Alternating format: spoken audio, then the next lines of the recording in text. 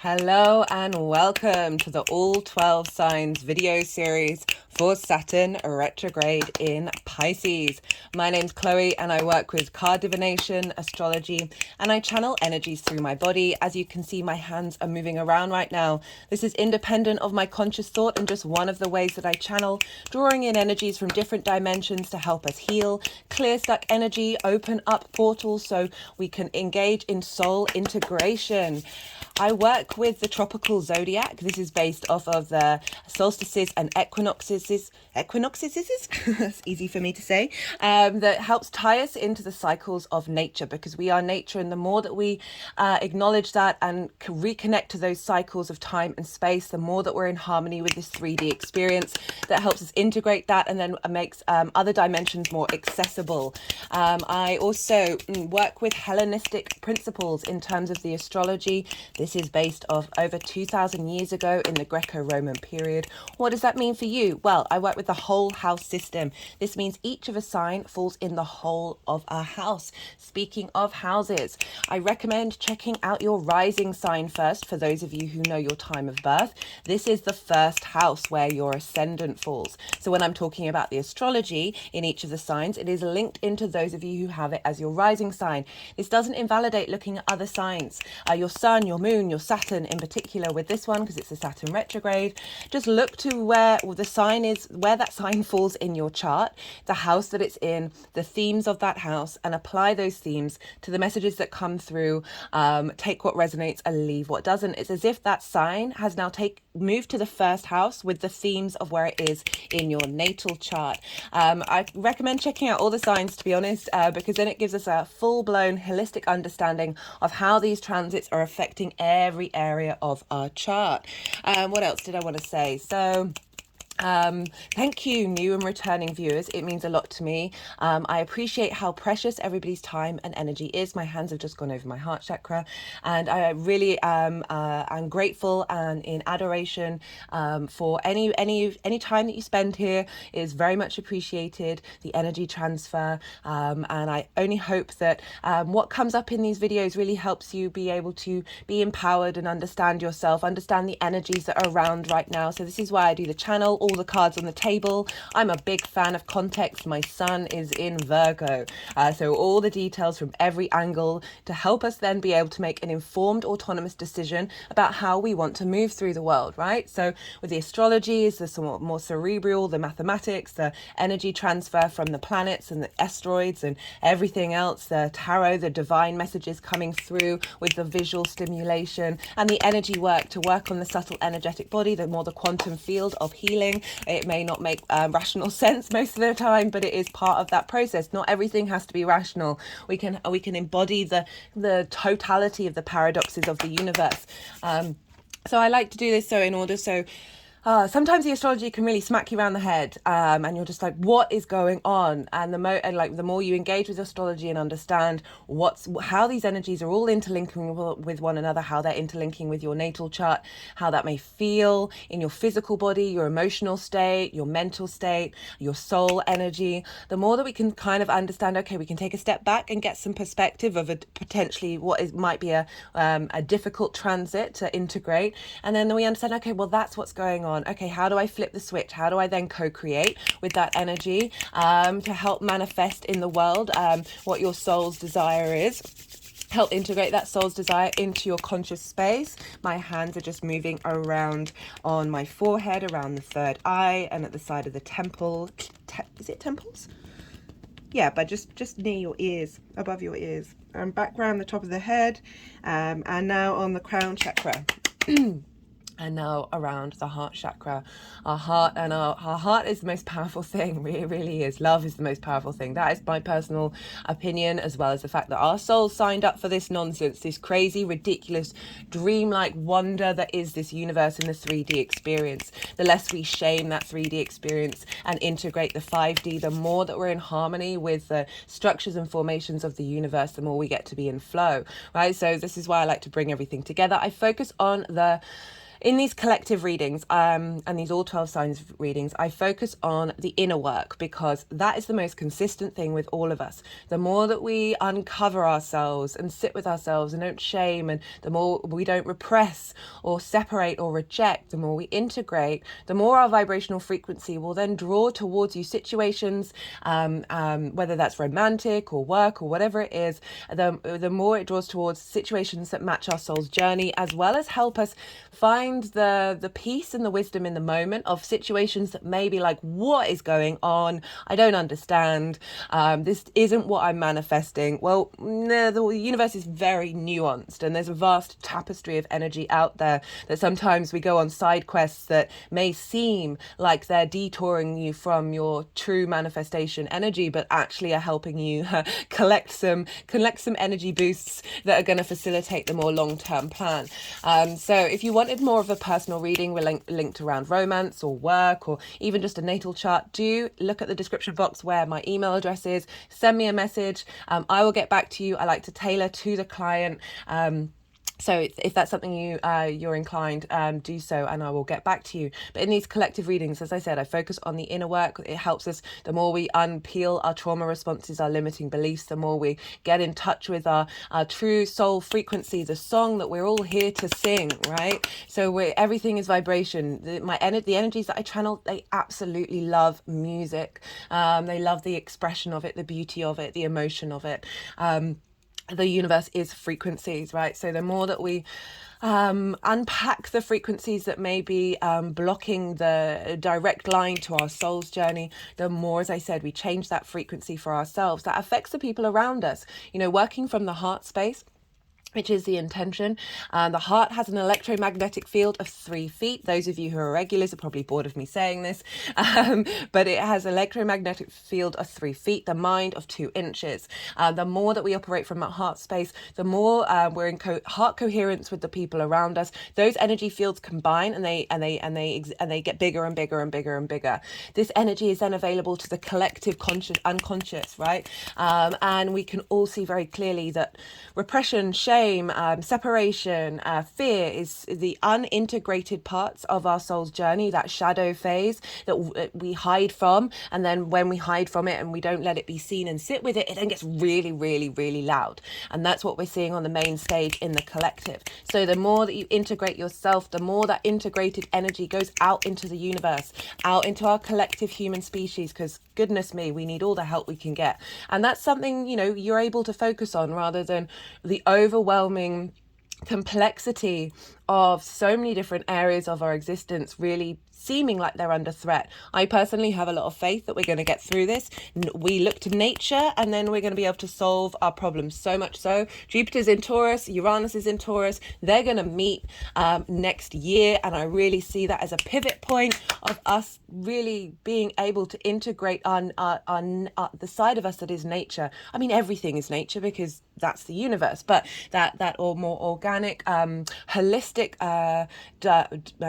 understanding that we are all connected, and seeing the wisdom in the creatures around us, the organisms around us and the way that they work, we're going to be able to find a lot of source of relief to the difficulties that we're facing, rather than this sort of linear block building that we tend to do, where we're only focusing on one particular thing. This ability to open our minds and be expansive. Saturn moving through Pisces can really help that. Speaking of which, right, I have several transit videos that I really recommend, because these are the big transits of this year. They're all intermingling with one another. So the original Saturn in Pisces transit video, there's loads of playlists. There's playlists for planets and there's playlists for signs. The Saturn in Pisces transit video, I break down the details of Saturn in Pisces, Saturn itself, Saturn with Neptune in Pisces, all of these key themes that are still relevant to this retrograde that I'm not necessarily covering in the same detail.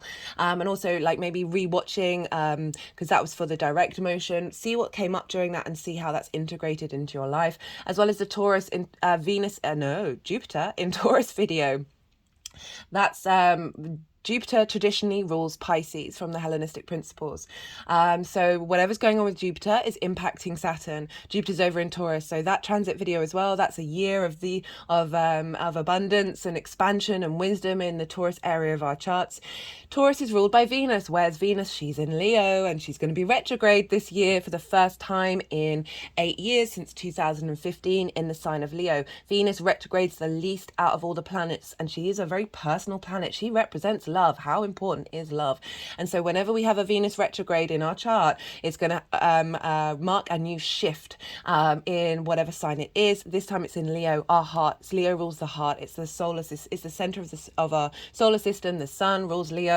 So a real shift in our pleasure principle. I'm going to talk about that a bit more in this introduction, where I'm going to be talking about the id, the ego, and the superego, and how these all, we need to, like, opening up an understanding of all these different dynamics of how they're working together, particularly in the sign of Pisces.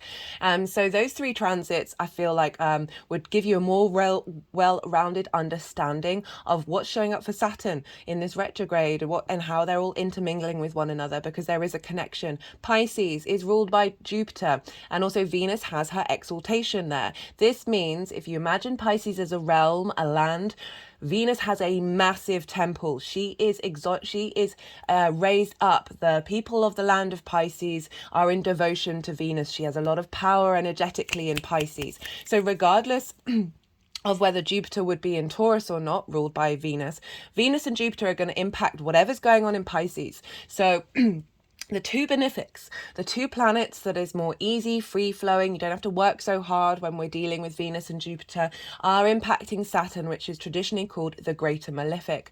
That's because there are certain principles and qualities of Saturn that can feel very restricting and limiting. It can be the school of hard knocks, but the more that you work with Saturn with integrity and your own inner authority from a place that isn't trying to diminish that of other people, focus on your legacy, focus on duty and responsibility, hard work in a way that nourishes you, the more that Saturn is going to be able to provide you so much wisdom and grace without necessarily shaking up your whole life.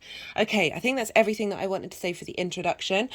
This will be timestamped, so you can jump to the videos, and now I'm going to sort of pull some cards and shuffle a little bit of when I'm going to talk about the id, the ego, and the superego. Thank you all for being here. Be good to yourselves, be good to those around you, and be well until we meet again. Right, so in a lot of these videos I've been just bringing up themes around Saturn retrograde. I've talked about water. Water is a very powerful energy in the universe, and Saturn being the sign of Pisces, we need to tap into that. Also talked about ways of devotion to Saturn, and all these different themes. They're all in the other introductions, so if you haven't seen any of them, I do recommend you check them out, because it just gives you, this is a long 2.5 year cycle, and so the more that we work with Saturn, the more that we open space for that, the more that we're going to reap the benefits of the Saturn transit that we're having. But now I want to talk about the id, the ego, and the superego. So so the ego gets a lot of bashing, right? We talk about the shadow and the ego, and in so many areas people want to dissolve the ego and banish the shadow and make all these things and just be a body of light, right? Well, the universe is made up of dark and light. There is this, so we're in this 3D paradigm, and the more that we shame and repress things, the more that we try and cut cords and separate and banish and abandon these parts of who we are, the louder they're going to get. It's about integration. It's about holding space for these things and having an acknowledgement that all of these aspects have helped you, have tried to keep you safe based on your personal interactions from a very early age, from old life cycles, from past lives, from your ancestors. All of these things, the human being has the capacity to heal and break the cycles when we work with integration, when we sit with empathy and love with every part of who we are. It doesn't mean you don't want to change. It doesn't mean you don't want to transmute that energy. It's not about saying everything about me is fixed, right? It's about being able to be flexible without denying the reality of how these things are manifesting in your life. So the ego gets a lot of flack. as it's like it's deemed to be the sole thing, that's sort of the things that are wrong with us is because of the ego, right? It's not quite as simple as that. So the ego is this space of rationality of how you consciously try and navigate and fulfill the needs of the id and the superego, right? So it's the mechanism in which we are operating in the 3D world. It's trying to help you. It's trying to collect meaning and understanding and data in order to transmute that into as a facilitator. Essentially, the ego is the facilitator to energies that are more in your unconscious space, the more at the root of who you are, that are governing that ego behavior. So it's kind of unfair to do a little ego bashing, because it's just facilitating the programs and the root causes of your individual makeup. Now let's go to the id. So the id is these very unconscious primal needs that are trying to express itself through the ego. So these are things that can have happened, as I said, like between the ages 0 to 7. This is when we're running around in unconscious mode. This is when I think it's the theta brainwave that's linked into meditation and hypnosis. That's all our brain is doing. So it's collecting all this information from the outside world that is going deep into your unconscious space, and those are the sort of the navigation, the meaning tools, the programs that we get from a very early age that then go and manifest later on via the ego when we're a lot older. If you go even further back to that, our birth chart is the first program on our soul. It is the moment that we take our first breath. It is the energetic blueprint from the planets, the asteroids, the galactic energy that are forming our response mechanisms, forming our drives, our tools, our skills, our weaknesses, all of these things all intermingled together, and then they then go and recreate these patterns that draw towards you situations that are reflected in that birth chart. So often, if you've had a natal chart reading, it can feel like you're hearing your life being read out to you. Perhaps if you have it later on in life, you're like, this is a bit fluky, and that's because it's your first initial programming. So that is impacting how the id expresses itself, and it's all about integrating the id.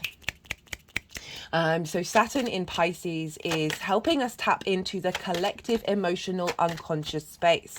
So we're not only governed by our subjective surroundings, so your parental figures, your friends, situations that have happened to you between the ages 0 to 7, but also the collective energy that's happening around you. We come from that collective energy. Our souls come from that we are the individual we are the universe in individual form. We come from a collective energy. That creator energy then is expressed in that individual. So the collective has an impact on us. That vast sea of emotional waves that we're floating along, the very magical, fluky, compassionate, empathetic, ability to think outside of linear time frame with Pisces. There's a uniqueness in the way that they express themselves that it resonates, but it might not be so clearly apparent, right? So it's opposite Virgo, which is about detail orientated practicality. How do we bring flow by observation of the 3D world into our reality? So Mercury rules Virgo, which is about details, and Jupiter rules Pisces, which is about faith, this expansion, this cohesion of everything in the whole, right? Jupiter can hold all of the planets in its orbit, not in its orbit, in its size. It's that big. So it's this ability to bring things together in a cohesive whole, but by doing so, you come about different ways of thinking and expressing yourself, and understanding the world from the collective, but it's coming out of that individual space. So why am I talking about the id, right? With Saturn moving through Pisces, it's the final water sign. This is a collective karma, right? So Saturn's linked into karma. Saturn's linked into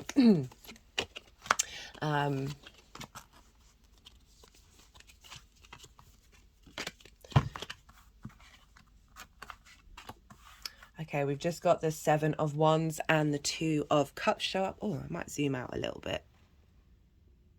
There we go. Seven of Wands, Two of Cups, this feeling of isolation of the individual in the collective, fighting off collective drives that our id is trying to express. Okay, so this is passions, this is drive, this is ambition. So traditionally with this card, it's like this person has something of value to share with the world. They're on the higher ground, but they are very unsteady in their acknowledgement of their individual expression, right? So it can be very hard, sort of fighting off, as I said, that sort of collective id energy.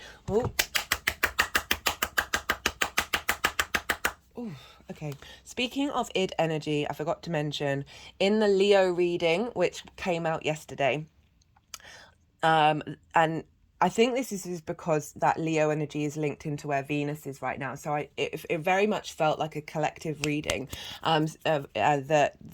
The energy, right? So usually the energy that moves through my hands is very frenetic. And there's a lot of movement. There's a lot of speed, and it happened in the Leo energy that the energy in my hands felt very like submerged. There was there was a slowness and a strangeness in the way that my hands were moving. It eventually, like, it popped into my head, this feels like id energy. This is the thing at the root. It's kind of like in the bottom of the ocean. There's a slowness and unusualness in the way that it's moving that felt very alien. I felt very quite disconnected from it. And the moment I said, oh, this is id energy, it transformed. And then went back into the freneticism, which I kind of felt like was the ego, like trying to find this way and that way and this way and that way to fulfill that very primordial energy that's at the root of us all in this 3D world, that sometimes we can get very lost in that compulsion of the ego to serve the super ego and the id to express itself, that we're so fast moving, we're so constantly seeking here, there and the other way, that we don't give ourselves time and pause to just take a moment. One of the key messages with this transit video is just breathe. Just breathe. Don't get overwhelmed by whatever may be happening in your life. Take time to be in pause and see what comes out during those moments. So it's finding that balance between action and slowness. It's finding that space in between. So we've got this of sort of with Saturn moving through Pisces is helping us clear out karmic bonds that are linked into that deep unconscious space that is to do with the collective. So things that sometimes you think are to do with you, but actually are part of the collective energy of being able to transmute that and clear those ties, those foundational structures that have fault lines in, that Saturn's coming along and saying, hey, I'm going to help you clear this out. You're going to have a sense of maturity and responsibility of surrendering these things, acknowledging the cause and effect of the fact that we are not only governed by our own subjective experience, but the subjective experience of the collective that is having an impact on us and is causing us to feel unsteady, like this freneticism of having to knock out all these other 6 wands. If you think about the 7 of Wands, it follows the 6 of Wands. So the 6 of Wands of celebration, of feeling acknowledged and valued over the actions that you're taking. And now that's kind of reversed, of those ones have become competition. Those ones have become a distraction away from you being able to embody your individual self. And I love how this has come up with the 2 of Cups, right? So we've got water energy. This is about union and respect. This is about the masculine, feminine, and spirit coming together through deep healing, through honoring each other. There's equality here. They're at the same eye line. There's a balance with the 2 of Cups, and they've got the caduceus, which is a tool of healing. And through this acknowledgement and making peace and, standing eye to eye with that collective id and saying, hi, hello, how are you doing? Is there anything you want to say? And just sitting with it. You don't even have to talk to it. Just sit for a moment and hold space for that energy. Let it pass through you. You may have an emotional response to it. You may feel very heavy. Just allow that to move through you. I talked about how it's really important for us at the moment to let the tears flow. Let the tears flow. Water, the different energy. I can't remember which part that was in. It's either in we're part 5. Oh, shoot, I forgot to say. I'm reading for Cancer and Gemini. Oh, goodness me. So this is part 5. I think it was part 3 where I talk about water. and how important that is for us to connect to it, how phenomenal water is. So your tears have different energy. Water has different energy depending on what you say to it, what energy you send it its way. It can be in discourse and chaos, or it can be form beautiful star flakes. Love that. Snowflakes. The more that we let that energy move through us, it doesn't get stuck in the body, right? It doesn't get stuck in the energetic body. And the physical body as well, that we're 65% water, and different parts of our bodies hold a certain percentage of water. And so our mind has 95% water. I think anyway, like there's like bones is like 75% or something like that. That energy that we repress gets stuck in our physical form. So that's when we feel heavy. That's where we feel like we don't have the energy that we need.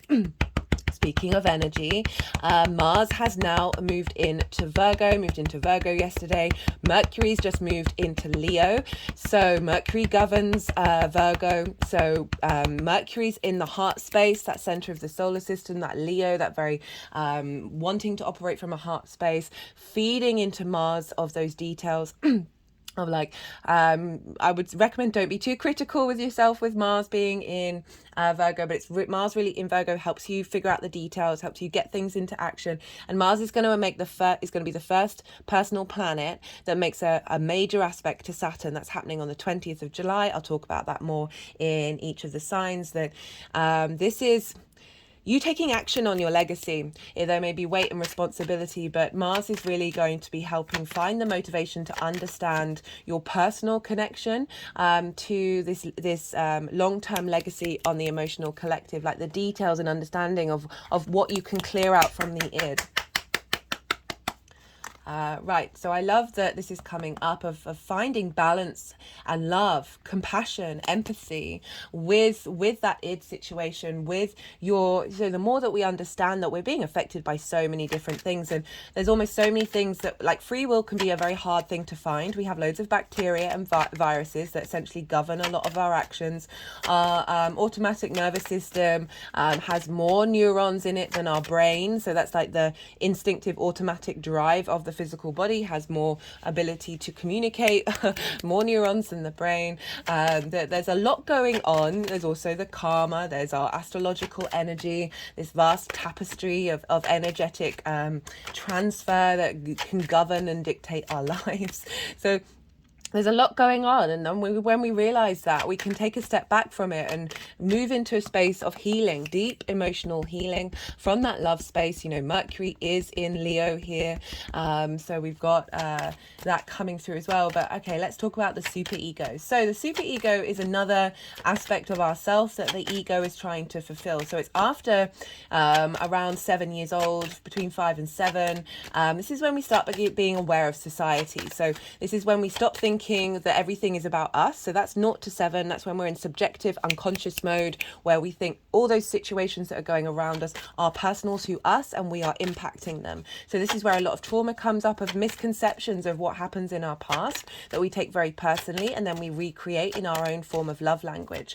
The superego is when we get a bit older and we're sort of aware of the social norms. We're aware of things aren't necessarily all about us. They're just things that are happening around us, and we're not taking it quite as personally.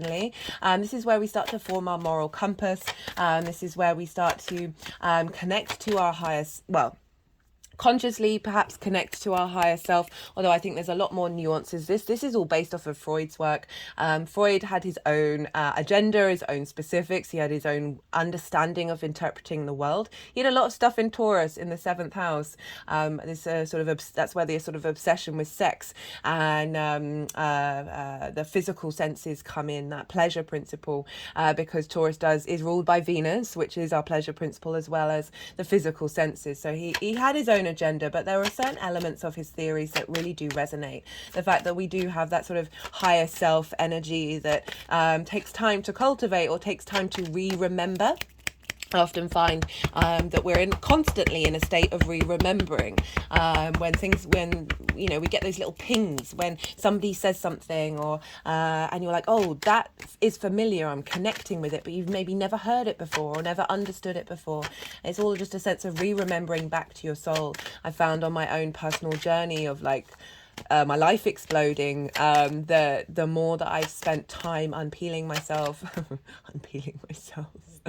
unraveling all those trauma responses and limiting beliefs, separating myself from. So when we're around people for a long period of time, their ideas, their ideologies, their way of thinking can affect us, can morph into what it is that we think is us, right? So the more that you peel that all back, the more, for me, it wasn't like I'm becoming a new person, but I'm remembering and rediscovering the root of who I am. Okay, so underneath that id is that soul energy. So Saturn moving through here, right? Oi, oh, hello. This has come up quite a lot for the retrograde. And this is very much feels like there's a shift internally. There's, we're moving, we've gone the 7 and now we're the 8 of Wands. We're shifting internally our spark of spirit, right? So fire energy, wand energy is very much linked into spirit, into creation energy.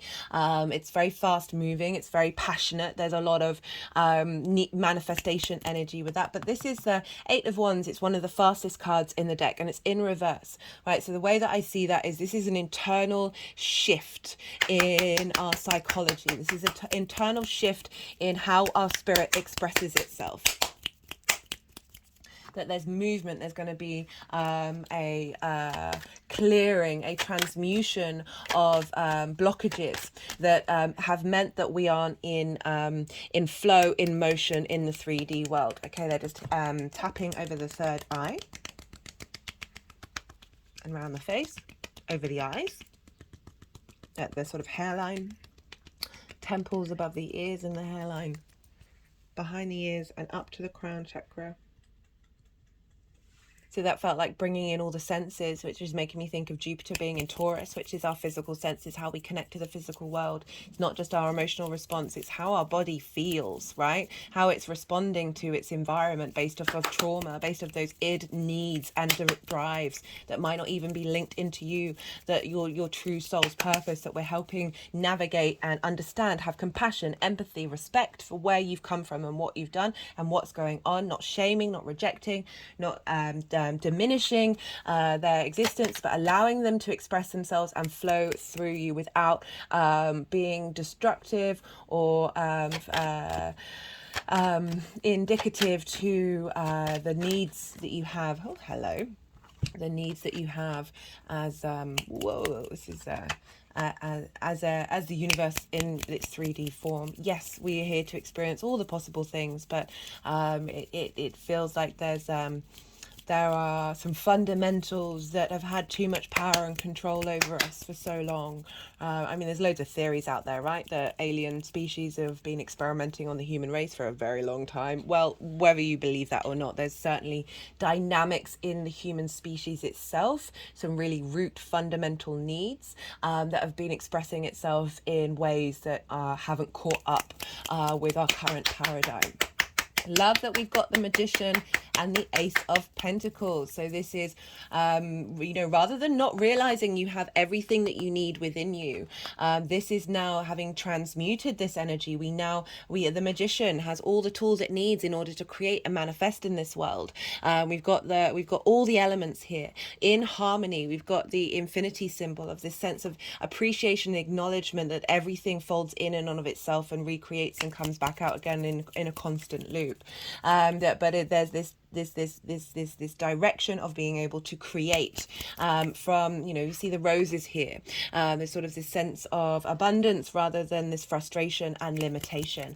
Coming with the Ace of Pentacles, which is for me is always about the new earth, right? It's a very easy catch-all phrase, but for me it's representing enjoying and existing in this 3D reality with 5D mentality. So a fresh new way of engaging in this 3D world that isn't, there are clearing out some of those chi energetic blockages in the body. So being in harmony with the id, the superego and the ego together, of the ego being transformed into the Magician, of being able to facilitate the love and the union of the superego, right? Okay, so they're just got didn't pick that up before, but we've got sort of the id and the superego in sort of battle with one another, and this is going to come into harmony where you're then in reverse. You're then knowing the worth that you have, and you're the passions and drive and spark of spirit that wants to come out is being able to express itself in a way that is fulfilling a sense of nourishment. You look at the Magician, it's got a lot of yellow in it. When we have yellow in the cards, this is the sun, this is vitality, this is divine light coming in.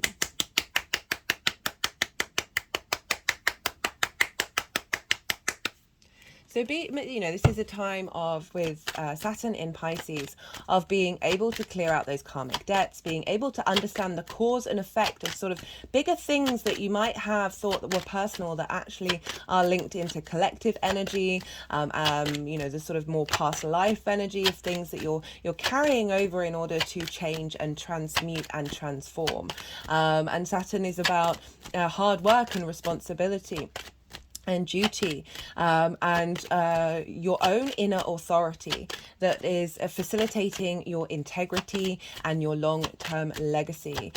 So with this bringing together of that collective unconscious in the individual form, because you are all individuals, and being able to harmonize some of the storms that are happening out there, and bring some peace and love. Think of that Two of Cups there, that is all about balanced, unconditional love from respect and equality and harmony.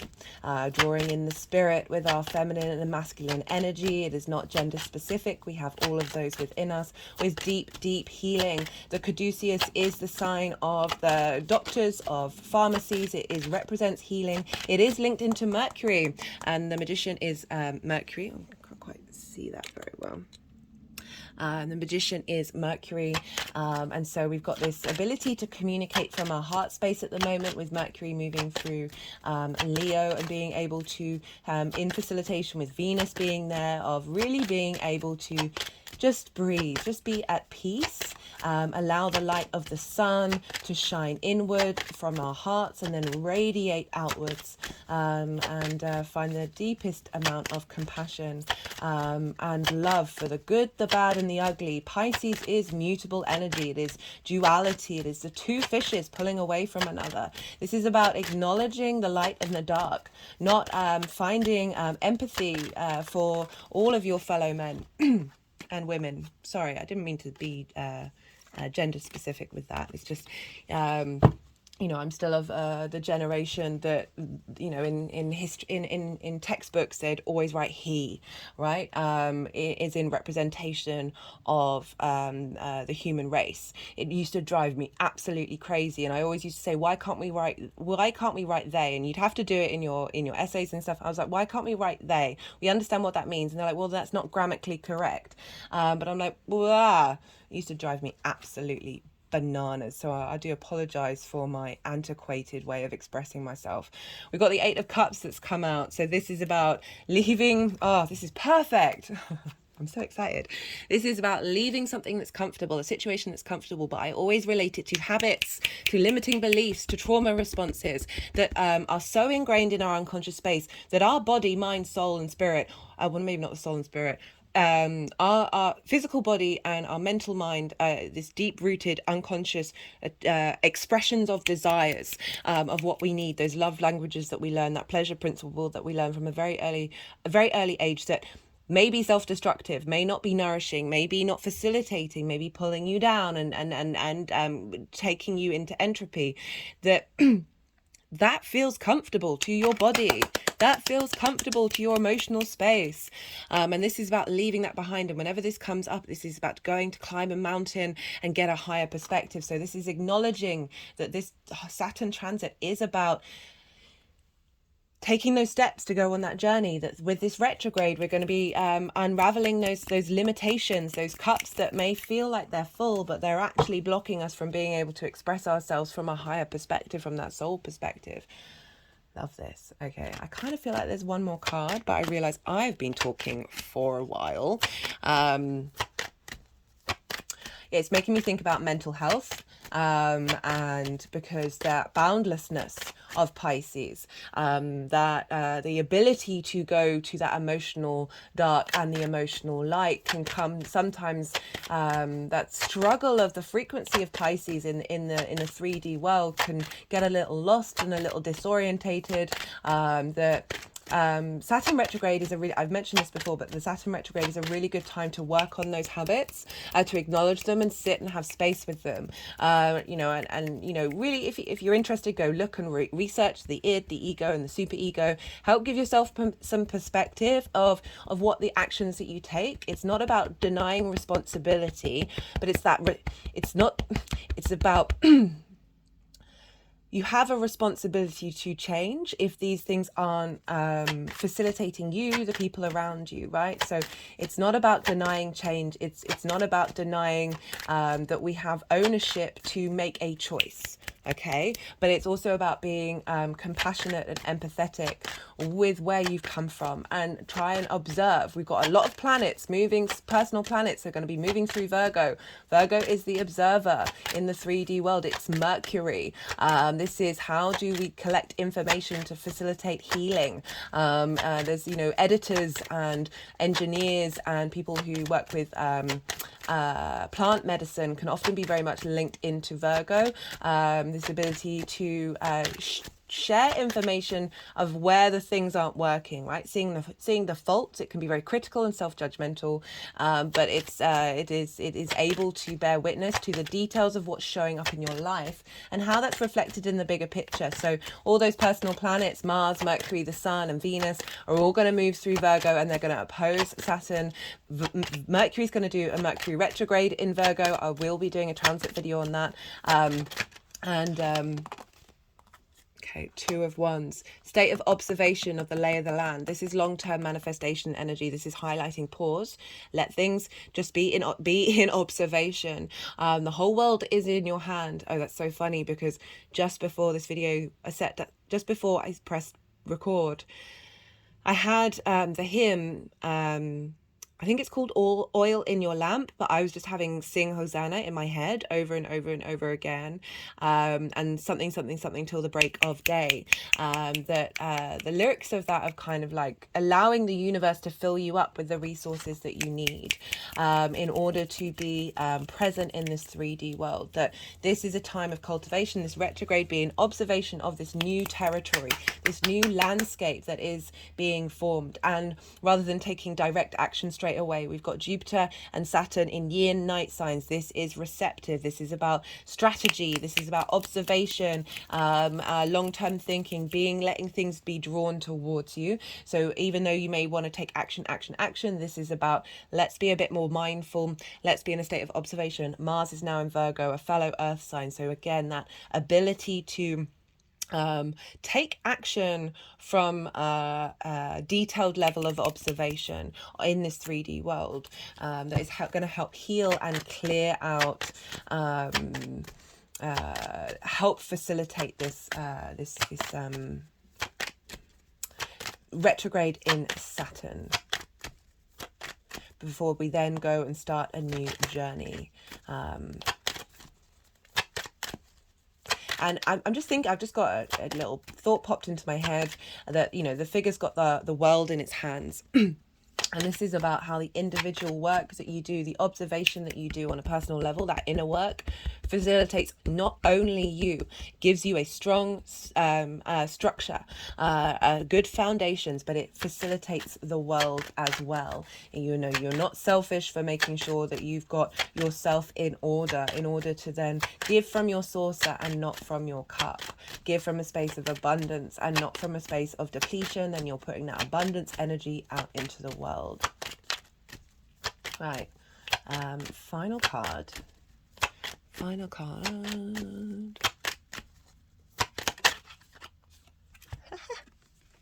Yes.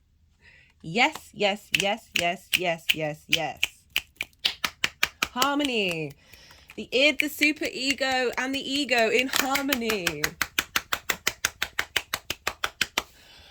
I'm going to be a little bit more realistic, because I do appreciate we can say, oh, this is going to happen in more harmony than it currently is, right? So we're always in a state of learning and growing and evolving, but What a perfect card to come out. The moon is currently in Taurus. I'm recording this with the Ascendant in Virgo, so we've got some lovely trines and sextiles going on with Saturn at the moment, and yeah, I'm really feeling that energy of coming through in the cards. So this is celebration. They're all in union with one another. They're facilitating each other. 3 is the magic number. Oh, okay, I'm going to leave it at that. That was a great reading. Thank you for being here with me. Oh, what an honor. What an absolute honor to draw down this energy that is here to facilitate us. It is my opinion that all the signs, all the aspects, all the planets, all the asteroids, absolutely everything are in cahoots with one another to help us elevate, help us thrive. Even if it does sometimes feel like, what is going on? This is not what I signed up for. Yeah, right. Okay, I'm now going to read for Cancer and Gemini. Thank you for being here with me. Yeah, I'm beaming right now. That was a real honor and a pleasure to do. Okay. Cancer rising. How are you doing, Cancer? For those of you just tapping into the Cancer energy and it's not your rising sign, look to where Cancer falls in your chart, the house that it's in, the themes of that house, and apply those themes to the messages that come through. Take what resonates, leave what doesn't. It's as if that Cancer energy with those themes have now moved to the first house. In general, regardless of whether Cancer is your rising sign or not, Cancer and Pisces trine one another. They are of the same element. They share resources. They're on the same team. And a trine aspect is an aspect of Jupiter. Jupiter wants to provide wisdom, elevation, expansion, integration, a sense of cohesion, an understanding of what's going on. Trines are free-flowing energy. You don't have to work too hard with a trine because they've got something in common. They've got that same element, so there's an ease, there's a flow, there's a commonality in which they're able to engage with one another, but they're different modalities, so they're not only water signs, but they're also yin, night in nature. So they've got 2 things in common with one another, but they're coming at it. Cancer's cardinal energy and Pisces is mutable energy. So you're able to use those energies, the instigating energy and the ability to change and adapt to combine with one another. And that's where we get the elevation. That's where we get the wisdom. The more we have an understanding of our innate inner wisdom, the more that's when we get the opportunities, that sense of generosity, that sense of luck that Jupiter energy can bring when we are more in flow. So for Cancer rising, we have Pisces in the 9th house. This is the house of perspectives. Traditionally, this was called the house of the gods. These are the big picture ideas, your principles, your morals, your ethics, your philosophies, your link into book religion, spirituality, honoring science, nature, whatever it is. It's something that's a bit bigger than you that helps broaden your perspective. It's about mapping yourself out in the world. Why do you exist? Why are you here? Why are you in this particular society? How do you want society to be, and how do you want to embody that in your perspectives? The 9th house is also about teaching and learning, and this is because it's about mastery of something. You know, you've put in the hours, you've dedicated. It's maybe exploring mastering something or completing mastering something. And the more that we're, those 10,000 hours, which gets you to that space of mastery, isn't it? The more that we sort of engage with that, the more that we understand the nuances of things, the root of it, that broadens our perspective. We're able to communicate our perspectives with confidence, with ease. And that's not only helping our perspectives, but, that's where the teaching comes in, of we're constantly in a state of learning and teaching. We're able to share those perspectives with other people. The 9th house is also about foreign travel. I like to bring it down more to, because it's about moving somewhere that's alien to you, and living there for a while, that helps broaden your perspectives. But I like to sort of bring that in. It's not necessarily about traveling to a different country that's far away, but moving to an environment that is unfamiliar to you. And through that, your perspectives are broadened. So it's all about perspective. Saturn has been in here since March. I recommend checking out the Saturn transit video. Yeah, there are playlists for the planets and the signs. For Saturn being in Pisces, I talk a lot more about what Pisces means, what Saturn means, what Saturn in Pisces means, what Neptune and Saturn being in the same sign means, the fact, and also about how Jupiter is impacting Saturn. And now we have the retrograde. So retrograde motions is when a planet goes over the same degrees three times a charm. This is a time of revision, of reflection, of working out the sort of side quests that we may have gone down, those blocks and limitations that Saturn may have put up while it was direct, to help you really, really contemplate the integrity and authority in the way that you express yourself, in your perspectives, getting a sense of maturity of your perspectives. That's starting a whole new 30-year cycle before Saturn's then back in the sign of Pisces. Saturn likes responsibility, duty, hard work. So Saturn moving through a sign can be heavy, and there can be a sense of weight, responsibility that you've got to put in that area of your chart.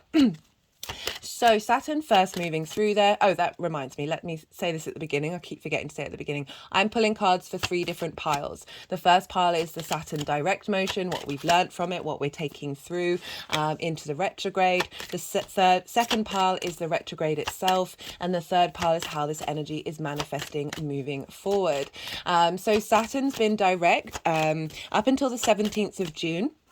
And as I said, when Saturn moves into a sign, there's a mixture of how authority shows up.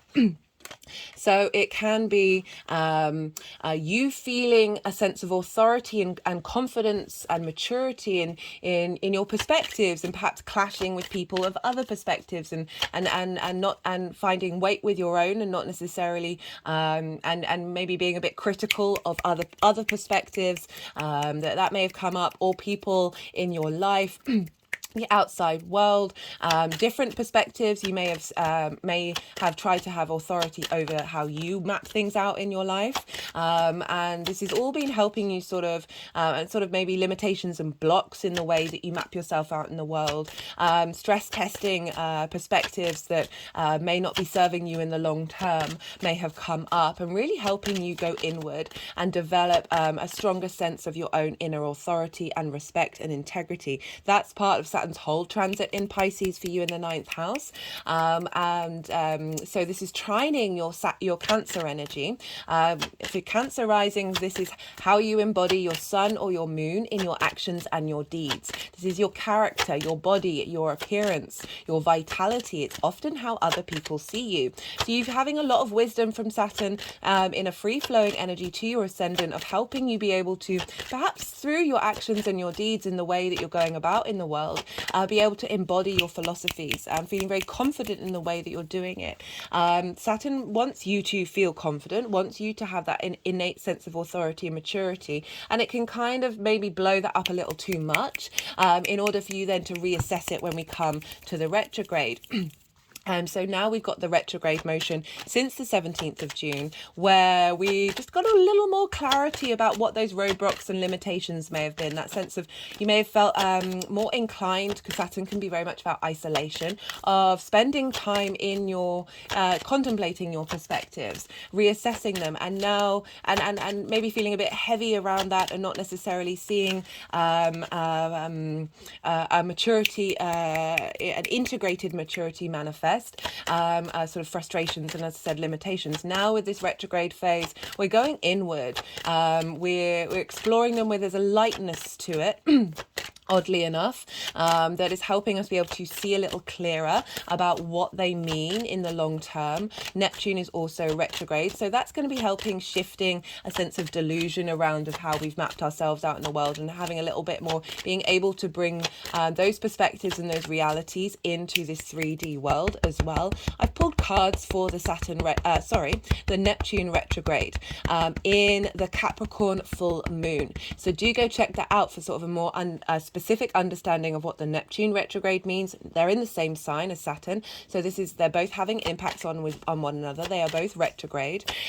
With a retrograde, we can get tests to your commitment, to your legacy of how you want to embody yourself.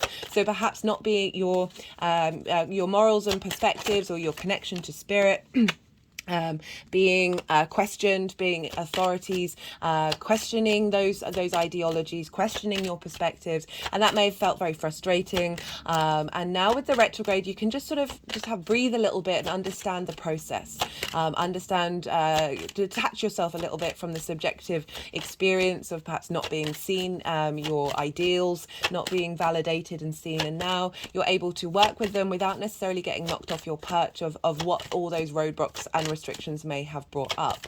And so this retrograde, as I said, can bring along tests of your commitment, but you're more in observation of them. You're more able to understand that we're in a revision phase where things may not be manifesting in the way that you want them to, but now we're getting some more understanding. We're giving time to be able to pause and breathe with this. Saturn is 3 times closer to the Earth in the retrograde phase.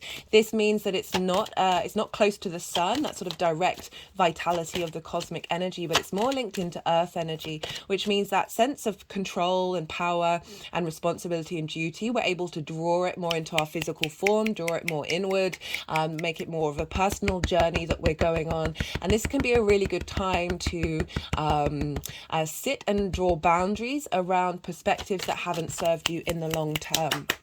I talk more about that in the sort of devotional, one of the introductions I talk about devotional practice to Saturn, how we can do things on a Saturday that can really help facilitate this retrograde phase. So your ability to understand where your boundaries are, get to the core integrity of who you are, and then it diminishes those boundaries, but those core boundaries then become very pivotal points of how the universe and the outside world respond to you. They're just sort of tapping around my heart chakra. Saturn being in the sign of Pisces, and generally Saturn is about cause and effect, of understanding where perspectives that might not have served you have come from, being able to untangle them and shift that energy. We've also dealing a lot with karma with Saturn, of the how in the boundaries and limitations of this 3D world, how our collective karma is showing up, how our past life karma is showing up for us, and sitting with it and allowing it to flow through you so we can break those cycles and start a new journey. Saturn in the ninth. I can't remember which astrologer it is. I think it's where's the name? Where is it? Matthesius is from the Greco-Roman period.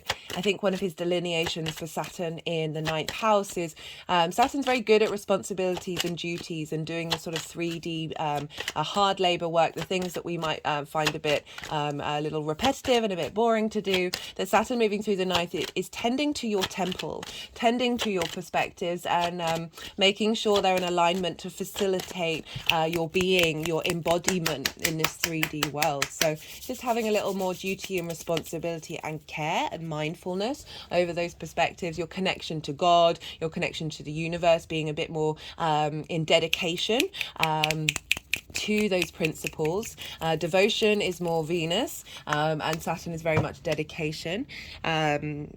But we will have, strangely enough, right, so the degrees that Saturn is retrograding over are 7 degrees and 12 minutes to 0 degrees and 30 minutes. So if you've got anything in Pisces around that area, you're going to be going over the same territory 3 times. So you're going to be revisiting and reevaluating and then coming out the other side with something that is a lot more nuanced and a lot more, there's a strength to that retrograde motion of say you've got a project, rather than getting it straight out, there may be things that you've missed, and now this retrograde motion helps you revisit and go over those things, that then that finished project that comes out the other side has a lot more depth to it, a lot more integrity to it. So but we will have been basically feeling this retrograde phase since the 11th of March, because that's when Saturn was in its shadow phase. Shadow phases are when planets are going over the degrees that it retrogrades over. So we have the initial shadow phase when Saturn went over those degrees, then we have the retrograde motion, And then we have the direct motion after the retrograde, where Saturn is again for the third time. Remember, 3 times a charm, and for the third time going over those degrees. So we would have potentially shadow phases, or when things, signs and symbols of what this retrograde means can be quite loud. And then we don't necessarily feel the emergence of everything that we've learned from the retrograde until after Saturn leaves the degrees that it's gone over. So that will be on the 7th of February when these things might all start to really manifest. You may get clues and signals, and when that goes direct again, I will be doing a Saturn direct series. But I just wanted to let you know all the dates and all the degrees and absolutely everything is all in the description box, because I do appreciate this is a lot of information. So Saturn is in the sign of Pisces. Pisces is traditionally ruled by Jupiter, and Venus has her exaltation here. As I said in the introduction, imagine Pisces is a realm, a land in which we're energetic land that we're traversing. Venus is held in high regard, high esteem. She is raised up high. So her energetic blueprint is on Pisces. So we've got the two benefics really influencing what's going on with Saturn. So let's look at Jupiter. Wherever Jupiter is impacting what's going on with Saturn, and Jupiter is over in Taurus, which is an earth sign. So we've got a sextile between Jupiter and Saturn at this time. Sextiles are an aspect of Venus wanting to bring in creativity, harmony, a sense of appreciation, value. This is the brainstorming that follows a conjunction of the seeded energy. And so I've pulled cards for that exact aspect in the summer solstice video, because that happened exactly on the 19th of June, the first sextile aspect that they're making.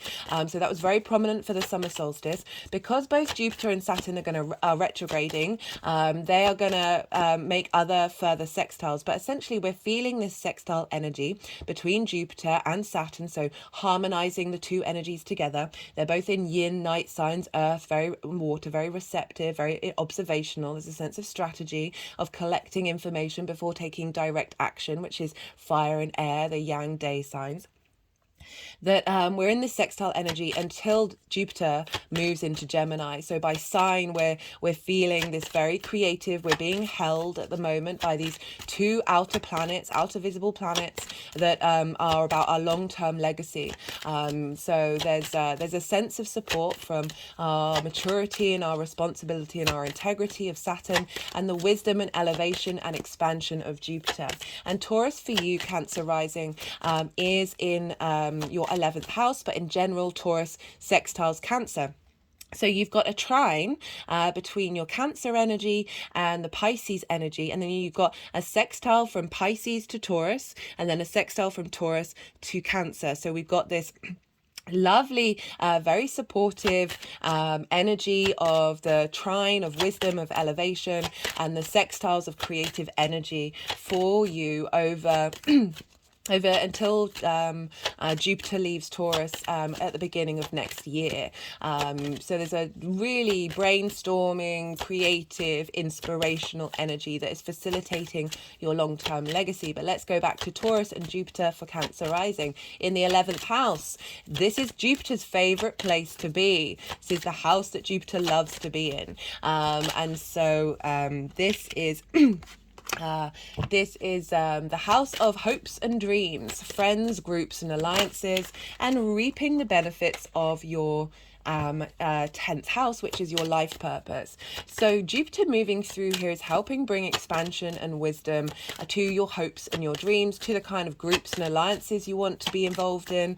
It could be Jupiter can represent guru energy, so you could be providing wisdom and inspiration to groups and alliances, as well as finding guru energy, finding people in groups and alliances that are facilitating your hopes and your dreams till the beginning of next year. And all of this energy of this Taurian pleasure principle, your physical senses, how you connect to the 3D earth, is feeding into the 9th house, where Saturn is, of how you map yourself out in the world. So finding wisdom in your hopes and your dreams, finding wisdom from groups and alliances that is facilitating this whole new shake-up of your perspectives. Also, I really recommend spending time in nature, whether that's barefoot on the ground to get downloads from Jupiter, or in a salt bath to represent Saturn in Pisces, and just giving yourself a space of meditation, a space of stillness to support the creative flow between these two planets. Now, Jupiter's in Taurus, and Taurus is ruled by Venus. So, yeah, I talked about Venus before. Regardless of whether Jupiter was in Taurus, a sign ruled by Venus, Venus would still be impacting Pisces. And Venus is over in Leo. She is going to be retrograding in Leo. This is the biggest transit for me personally, for us all. That's what I think of the year. So Venus retrogrades the least amount of all the planets. So when she does, it has a big impact. And this is the first time she's retrograding in Leo since 2015. So those three transits, I really recommend checking out those transit videos to get a really broad understanding of this very creative, inspirational energy that you're working with at the moment, Cancer. And Leo for you is in your second house, Cancer rising. This is next door to Cancer. That's what's called inverted. The way that I look at this is they don't traditionally have a line of communication. It's as if two people are sitting next to each other. They know that each other are there, but they're both facing forwards. So there's no direct line of sight. There's not an easy, clear line of communication. However, you know that person's sitting next to you. You can feel them energetically. There's a sense of being aware of there's somebody next door to you. And so this is the energy transfer is happening on a very subtle energetic level. This doesn't diminish its power. It's more on a sort of the atomic quark level, the quantum field level of engaging with the vast expanse of the fact that we're all connected and we can just sense and feel these things. And for you, Cancer rising, this is in your second house, the house of your resources, how you value yourself, what it is that you value, the tools that you have in order to make your money, the tools that you have in order to manifest. Venus is moving through there, helping you reassess your pleasure principle of how you, and also reassess how you value yourself. And the more that you value yourself from a true, authentic space that isn't blocked by limiting beliefs and trauma responses, from a heart space, no less, because the heart is ruled by Leo, the more that you're in alignment with your tools and able to manifest. So that energy, Venus is starting a whole new 8-year cycle with this transit, a reassessment of your worth, and the things that you truly care about, and that is feeding into your hopes and your dreams, your groups and alliances, getting them into alignment, and then that is feeding into how you see yourself in the world. So Saturn moving through there may have brought up some traumas linked into not being seen, not understanding your principles, not seeing those principles out in the world, and then feeling disillusioned and disheartened, maybe not bringing up traumas linked into not being able to master something or not having the opportunities to do so, not having the opportunities to travel somewhere that is unknown to you in order to widen your perspectives, limitations on being able to think bigger, right? Think about those bigger perspectives, and you're clearing blocks around that. And Saturn's really helping strengthen your foundations, as I said, for the next 30 years. Right, let's go back to Saturn. I recommend you check out where your Saturn is in your chart. But it's the same Saturn.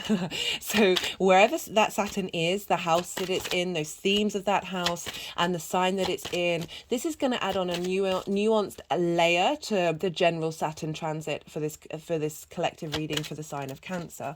So that's going to make it more personal to you and your understanding of how this is showing up for you on a personal level.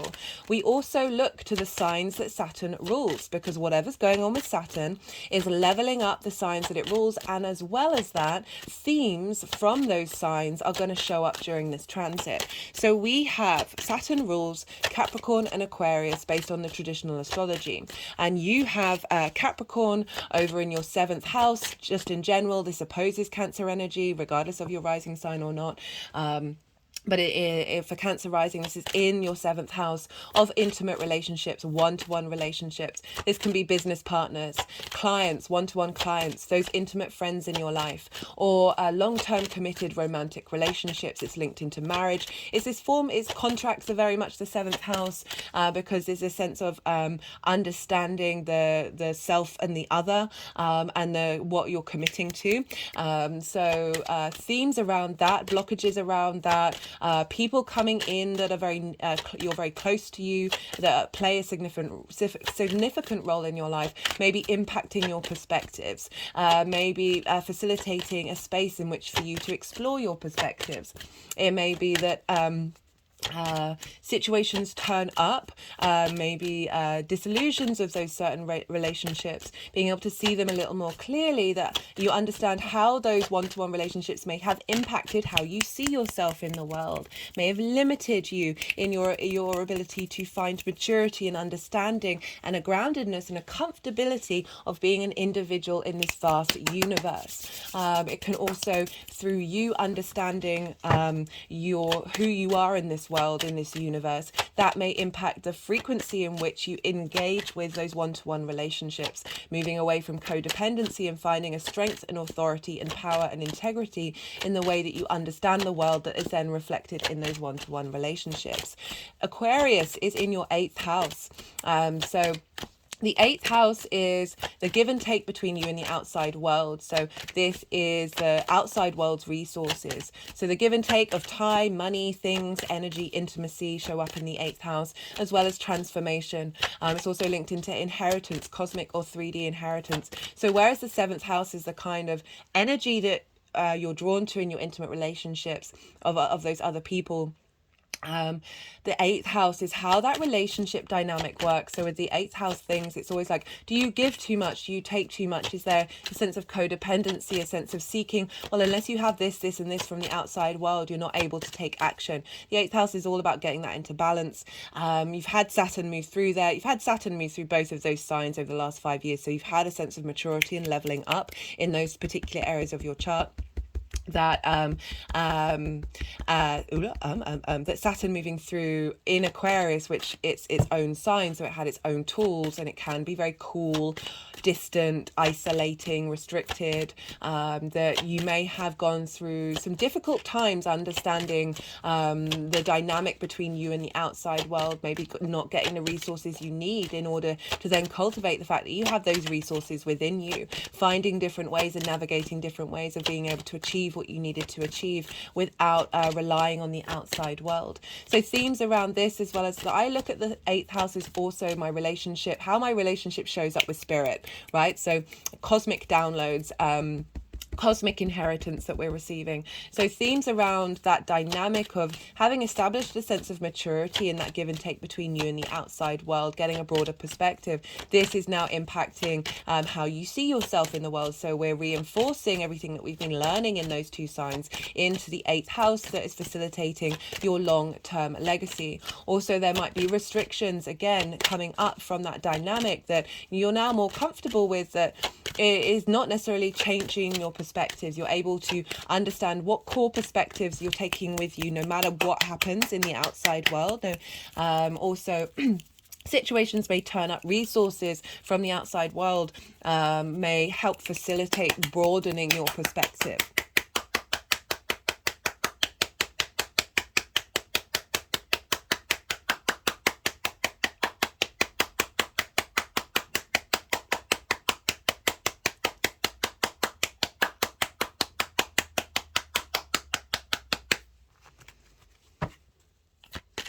So, right, I'm not pulling cards for aspects in this video, but I do want to talk about the sort of major aspects that's going to happen during this retrograde with Saturn. So I talked about the Jupiter-Saturn sextile. That is the only major aspect that Saturn is making to the bigger outer planets. The rest of the aspects that Saturn will be making in this retrograde phase are with the personal planets. So this is the Sun, the Moon, Mercury, Mars, and Venus. And we're going to get, well, actually from yesterday, we've now got energies moving into Virgo. So this is the opposition to Saturn. You have Virgo in your 3rd house of communication, your local environment, the things that you do every day. This is the house of the goddess, so opposite the house of the gods. And this is where we bring our big picture philosophies into our day-to-day practices. So finding devotion and mindfulness in doing the washing up, something like that. They're finding devotion into the things that you do on a day-to-day basis. And so we've got a lot of planets. Mars has already moved into Virgo, but from the 20th of July to the 10th of October, well, actually probably a couple of days after the 10th of October, we've got planets opposing Saturn. I have listed all of these in the description box, as well as when a lot of the outer planets are going retrograde. So we've got this opposition with Virgo and Saturn. This is about potentially finding difficulties in our motivations and understanding of details that Saturn may be limiting how we respond to, how do we integrate those philosophies into our day-to-day. I'm not really getting the fact that there's going to be that many. If there are limitations and blockages during this, we're moving with grace with this transit because it's impacted by Jupiter and Venus.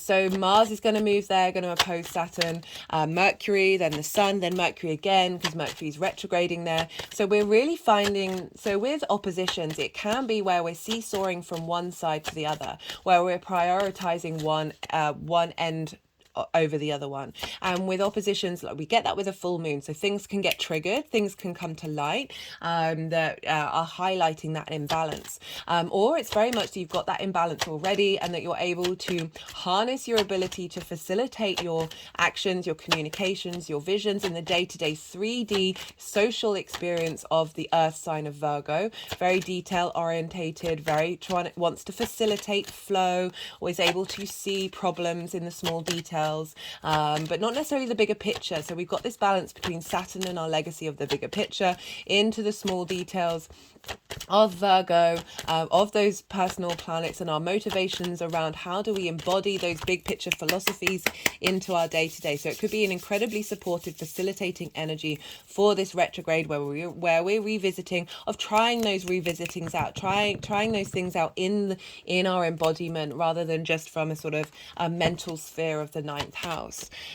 We then have so Uranus is going to go retrograde on the 29th of August. And then Jupiter, I think it's on the 4th of September, is going to go retrograde. So for a chunk of this, Pluto's already retrograde, Neptune's retrograde. So for a chunk of this, all of the bigger outer planets are retrograde. And so they're all this inward motion, all this revisiting, this sort of strategizing. Let's get to the details. Let's through the frustrations, let's find some wisdom. Okay. And they're all going to be impacting each other and impacting us collectively. They're also the big collective planet, so it's not only on a personal level but on a collective level that we're just regrouping. Essentially, Venus will be retrograde for a good chunk of the summer, so we've got a lot of then Mercury as well, so we've got a lot of retrograde energy for this Saturn transit, but then around the 13th of October, Mars is then going to trine Saturn in Scorpio, and then we're going to have Mercury trine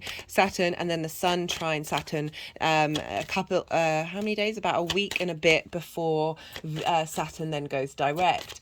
So we're moving from this opposition where we're putting the work that we've done into balance. Anything that we might have missed is going to get highlighted, and then we're moving into a trine with that Scorpio energy, which for you, this is going to make a grand water trine around that time with your Cancerian energy, and you Cancer rising, you've got Scorpio in the 5th house. This is your creative energy. So now we're going to have planets right at the end of this retrograde be in harmony with Saturn, like that flow energy that I talked about at the beginning of the reading, that Jupiterian energy. You're all on the same team and you're able to share different perspectives with ease. You've got stuff in common that's going to be able for you to receive different ideas as well. That's where the elevation and the expansion comes in with the trine. And this is all in Scorpio, so we're going to the depths of our fixed core emotions, facilitating our motivations, our communication and our vision with Saturn right at the end of the retrograde of how we want this retrograde to move forward, how we want those perspectives based on your creation energy. So it's the house of joy. It's where we get our fun, our amusement, our play, our spring in our step, in how we embody it, that pure creation energy. It's also linked into children because we give birth to our creative energy, that creation, right? That doesn't just have to be the arts or music. Like, this can be absolutely anything that you're putting your own individual space on something that is that has a framework. It's also where the inner child is. So any healing that needs to be done with the inner child will be elevated, and wisdom will be found from it. But certainly taking action of what drives you in terms of your pleasure principle, your joy, is going to facilitate, okay, Saturn going, okay, I see, it's not all seriousness, it's not all hard work. Let's bring some joy into this right at the end of the transit. So that's kind of everything that I wanted to talk about for you, Cancer.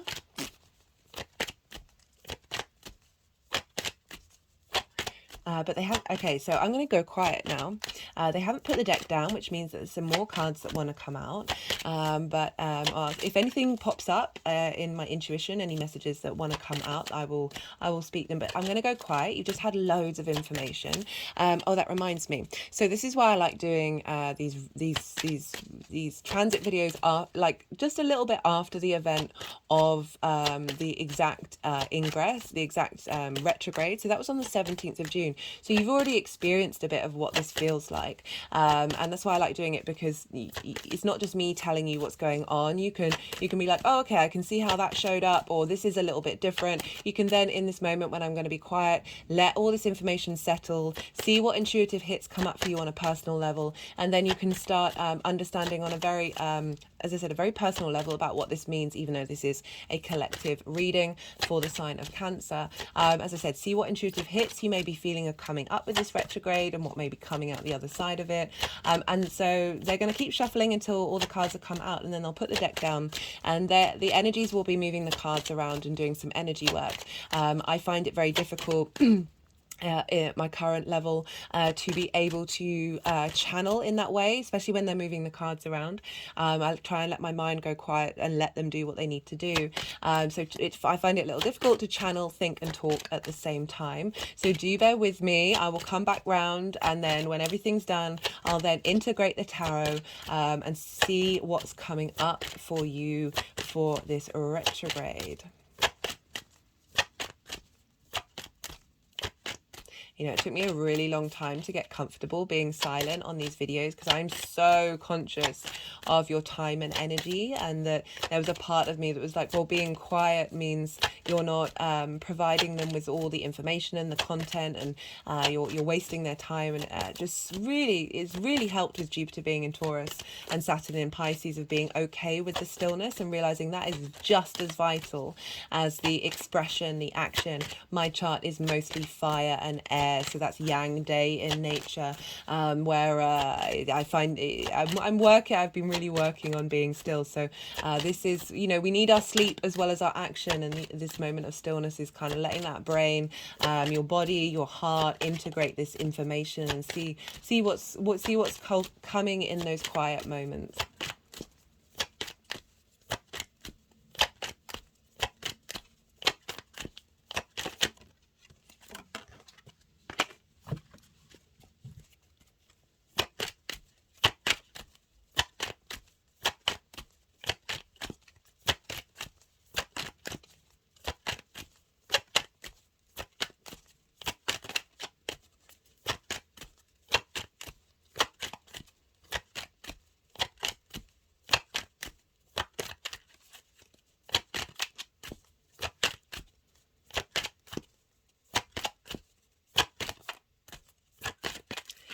Had something pop into my head. If you haven't seen the introduction where I talk about water as a water rising sign, it can be incredibly useful for you to purify your water, set intentions into your water, put love into the water that you drink, the food that you're eating. Food has food has water in it. Of really being mindful and taking time with that water energy, because you've got a lot of Saturn in Pisces, a lot of water energy. If you've got anything in Scorpio in your natal chart, you're going to be having this sort of grand water trine for a while, and then when planets move into Scorpio, that's a lot of water. And so to really be able to facilitate the healing journey of what these planets are trying to help us with, being very mindful of what it is that you what energy you put into your water, because like water, when it comes from our taps, has gone through a lot of straight lines, which is counterintuitive to its organic form.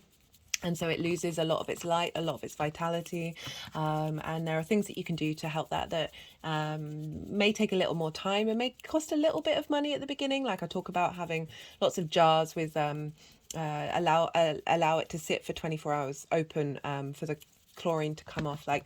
But once you invest in it, I've been doing it for a while now, and whenever I go and drink tap water from someone else's house, it's just like I can just tell immediately, like this is very unhappy water. So spending time in water, spending time with your emotional body, but don't get too consumed by it.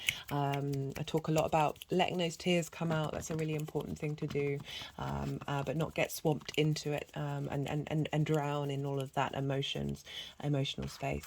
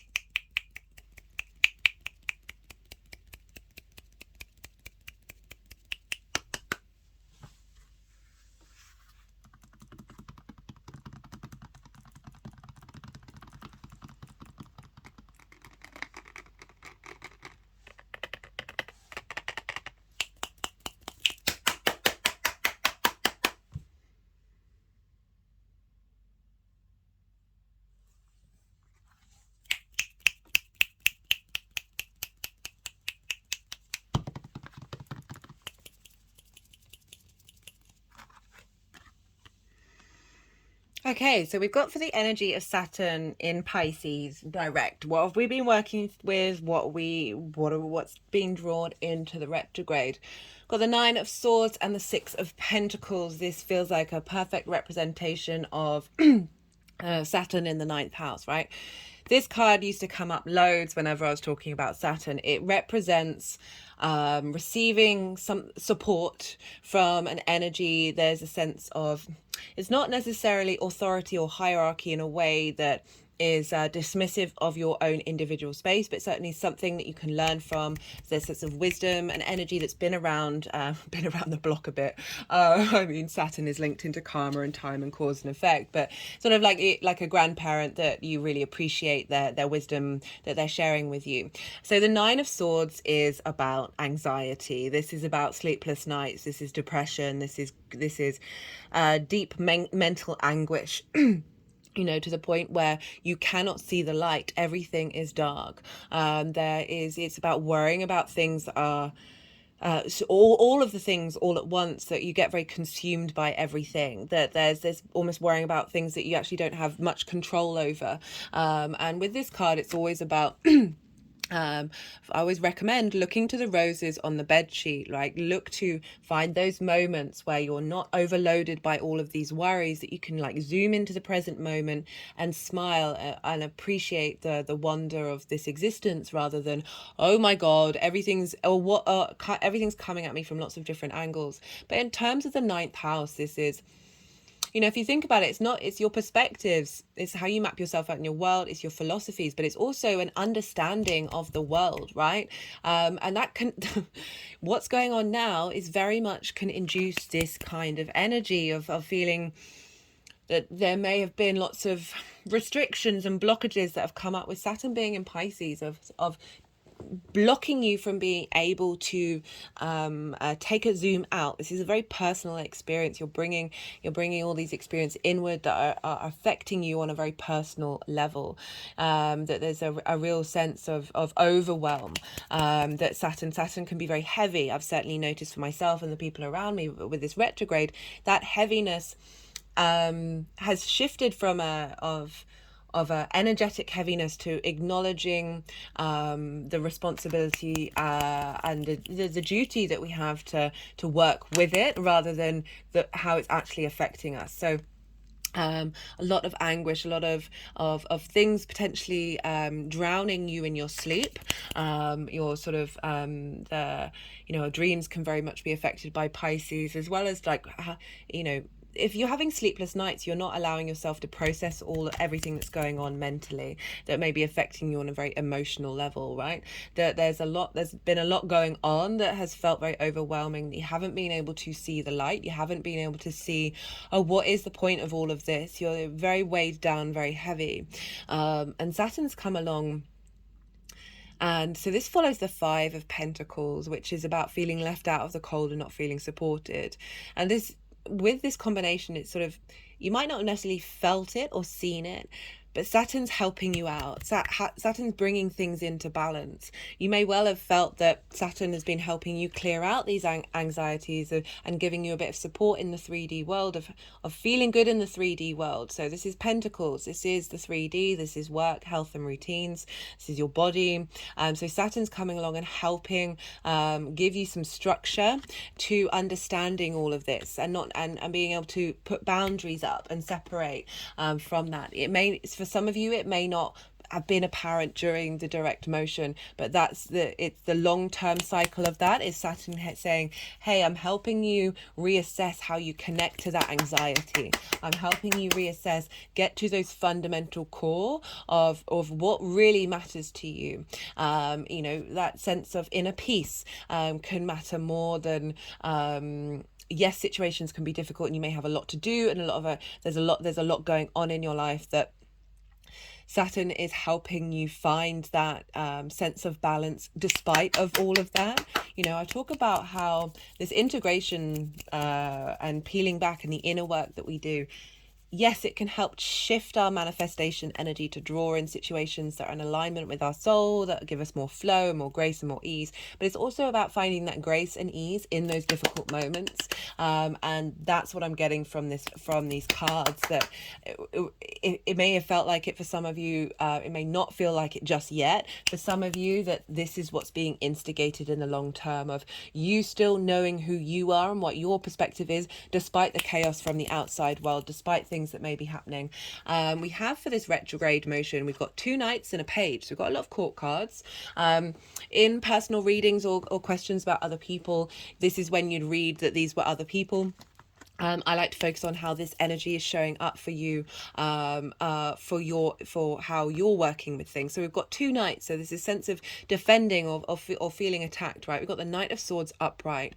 So this retrograde is now, rather than rather than the anxiety and the overwhelm of not being able to diminish these amount of worries, right? So this overload, and through that overload of not sleeping, of adrenaline and cortisol running through you, you can't think, you can't do anything. So it gets you in a catch-22 of not being able to escape and be able to take action over this anxiety and depression and worries of like legitimate things that are going on in your life. It's also swords, so it's constructs and ideas of how you're looking at the world and how you're seeing yourself in the world. So for some of you, it could be very much this space that you're unable to break out of the fear cycle, the cortisol cycle, for good reason. The world is chaos right now. There's a lot of stuff going on a collective level that's infiltrating us on a personal level, that we're then able, just we're stuck in this space and we're not even resting. That the Knight of Swords coming along, this is the fastest moving knight of the knights, of this defense, of this ability to sort of slice through those things and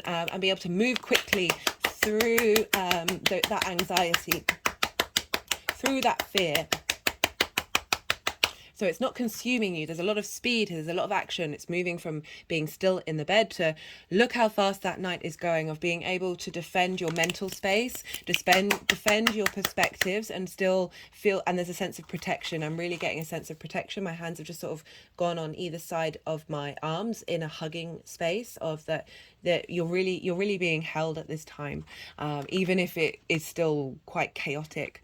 We've got the Knight of Cups in reverse. So I feel like this is a strengthening of your inner emotional resources. The Knight of Cups is very, there's a softness to the Knight of Cups, there's a romance to the Knight of Cups, with this in reverse, I could say that this is being blocked, and that may be part of it, but this retrograde is helping unblock your ability to see the softness, see the sweetness in the world. But in reverse, I always feel like that's also very much an inner journey of the Knight of Swords helping clear out some clutter, that it's facilitating, strengthening the Knight of Cups, that sweetness, that romance of your perspective of the world, of really being able to bring love back into the perspective, back into your perspectives.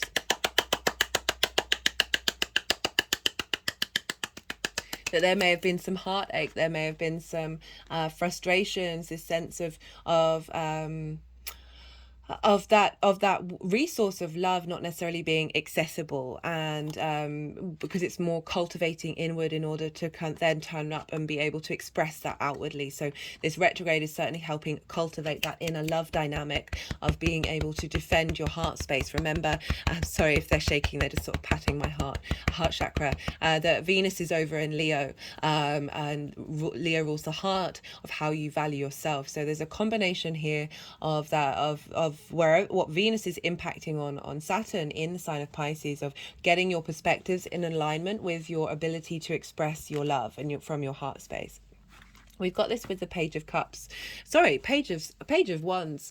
There's the pages are very useful energy. They are the first court card. They've just got hold of the element. They're so excited. They want to tell everybody about it. Whereas the Knights are more of that embodiment of that element that are taking action.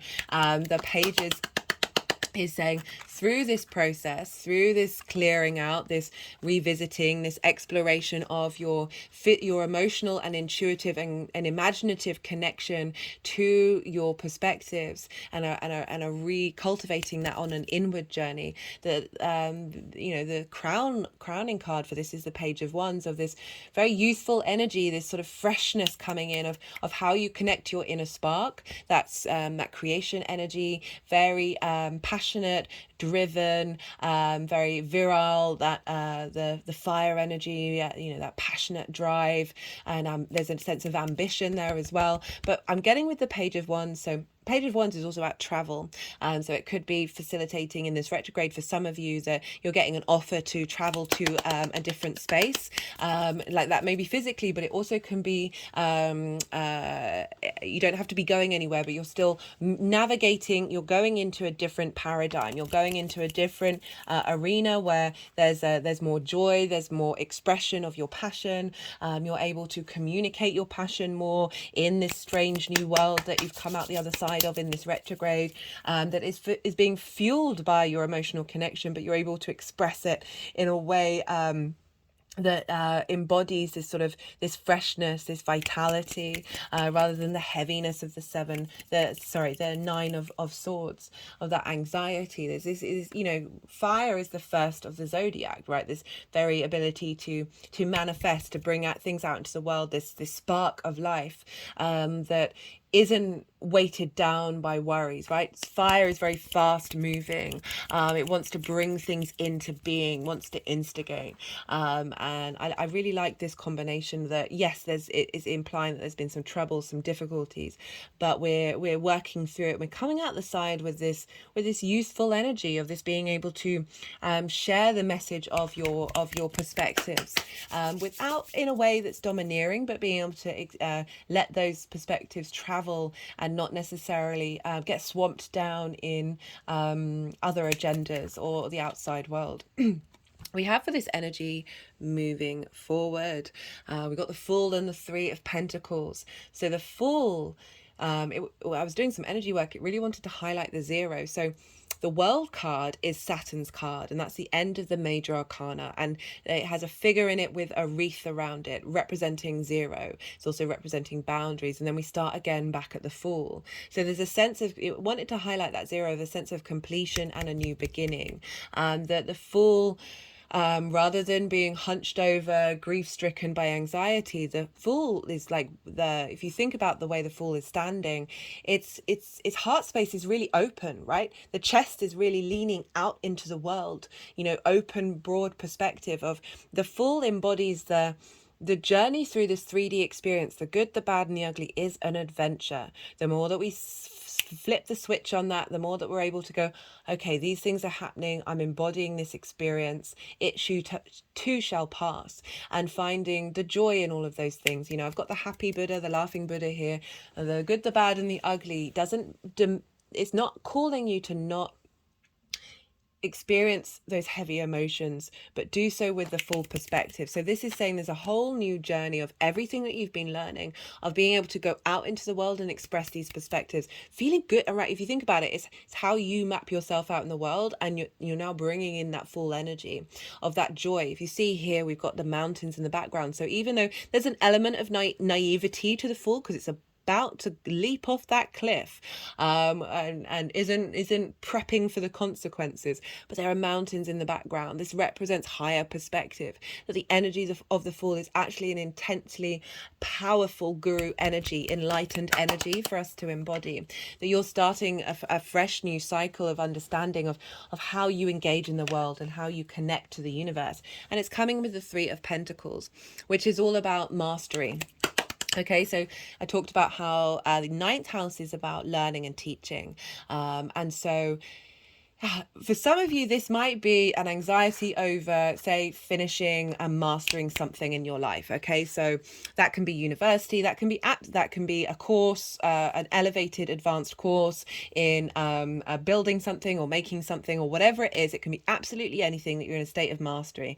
That this can all be very much linked into going through that process of, have I done everything that I needed to do? Having ideas and emotional connection inward that you're able to then express your your mastery from a very youthful age and start this new journey knowing that you've completed something and that you are in a state of mastery. So this is also about collaboration. So this is acknowledging your own value, that you have something to offer, and by doing so you're drawing towards you other people who have different things to offer to build something beautiful and long lasting. It's my favorite card in the deck.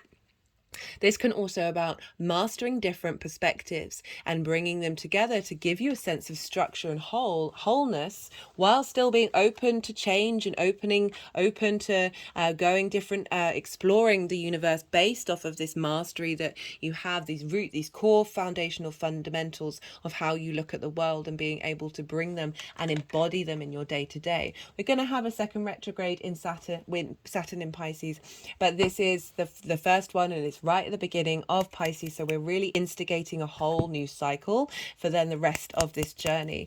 And I like this combination. Yeah, so it could be a mastering of your perspectives and understanding of feeling good about yourself, and or learning something and finishing and completing learning something, as well as potentially moving to a different location then draws towards you people who match your perspectives. I mean, it doesn't just have to be moving to a different location, just generally drawing people towards you that match the core fundamentals. They don't have to have the same perspectives. As I said, they've got different skills to offer, but you're able to not have your perspectives be diminished if other people are engaging in different things, and in fact you're finding ways to collaborate. Okay, I'm going to pull some clarification cards to see what one. Oh, hello, that just flew out. New beginnings. Well, double highlighted by the Fool, so that's a reconfirmation of the messages that's come out. That coming out the other side of this retrograde is going to have released a lot of karmic ties that we have around our connection to the collective emotional unconscious space, that is freeing up your soul to begin on a new journey of how it sees itself in the world, that isn't being held down by those constructs that are here in with the Nine of Swords. Okay, so that was a really strong clarification. That was the numerology deck. All the decks in the description box if any of them take your fancy. This is the First Light Tarot. This is a mixture of major arcana, question cards, statement cards, keyword cards. So let's see what wants to come out for Cancer from the First Light Tarot in relation to Saturn retrograde in Pisces. We've got outcome. Okay, it's really wanting to highlight this final message of, like, you may be feeling in it, like even these cards, they can be difficult, they can be tempestuous, because it's knights, which can be very on the attack mode. But I feel like there's a lot of inspiration coming in, because we've got that trine of these situations, even if they might be difficult, you are finding wisdom in it. You are finding this ability to elevate and to expand and utilize whatever difficult energies may come through.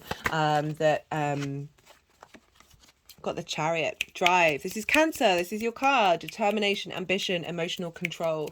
Okay, so it's really highlighting that Saturn's coming along to help facilitate that. And help through that emotional control. It's not about ignoring your emotions, but letting them pass through you, not getting consumed by them. Again, with that clarity of the Knight of Swords, like that's, you know, your perspectives, like really being able to defend and see clearly what those perspectives are that are serving you in the long term for this new journey. I love the Chariot. The Chariot is very much about balance and being in harmony with the resources that you have. In the traditional Rider-Waite, they don't have any reins to sort of guide where the Sphinxes are going, and the Sphinxes are black and white, representing yin and yang. Pisces energy, very mutable. It is about being comfortable with the shadow and the light and not getting swamped by either one. Like Saturn being there is giving boundaries to that and giving structure, so we don't get lost in the emotional ocean. Right, okay, Cancer, I'm going to leave it at that because I could keep on going. If any of it resonated, there are things that you can do to help the algorithm push it forward. We are a growing channel. Liking the video, leaving a comment, even if it's just an emoji, watching this video till the end. You can put it on mute. It's just, if you watch a full video, like they push it out further, as well as subscribe. Hello, new viewers, and welcome. There are other things you can do, like watching more than one video in a row. All of these things, they just help the algorithm. So if you feel so inclined, I would be very grateful. But on a personal note, I just generally love to hear from you about how the astro weather is showing up in your life. I love to have a chat. Be good to yourself, Cancer. Be good to those around you. And most importantly, be well until we meet again. Gemini rising. How you doing, Gemini? For those of you just tapping into the Gemini energy and it's not your rising sign, look to where Gemini falls in your chart, the house that it's in, the themes of that house, and apply those themes to the messages that come through. Take what resonates, leave what doesn't, as if that Gemini energy with the themes of that house have now moved to the first house.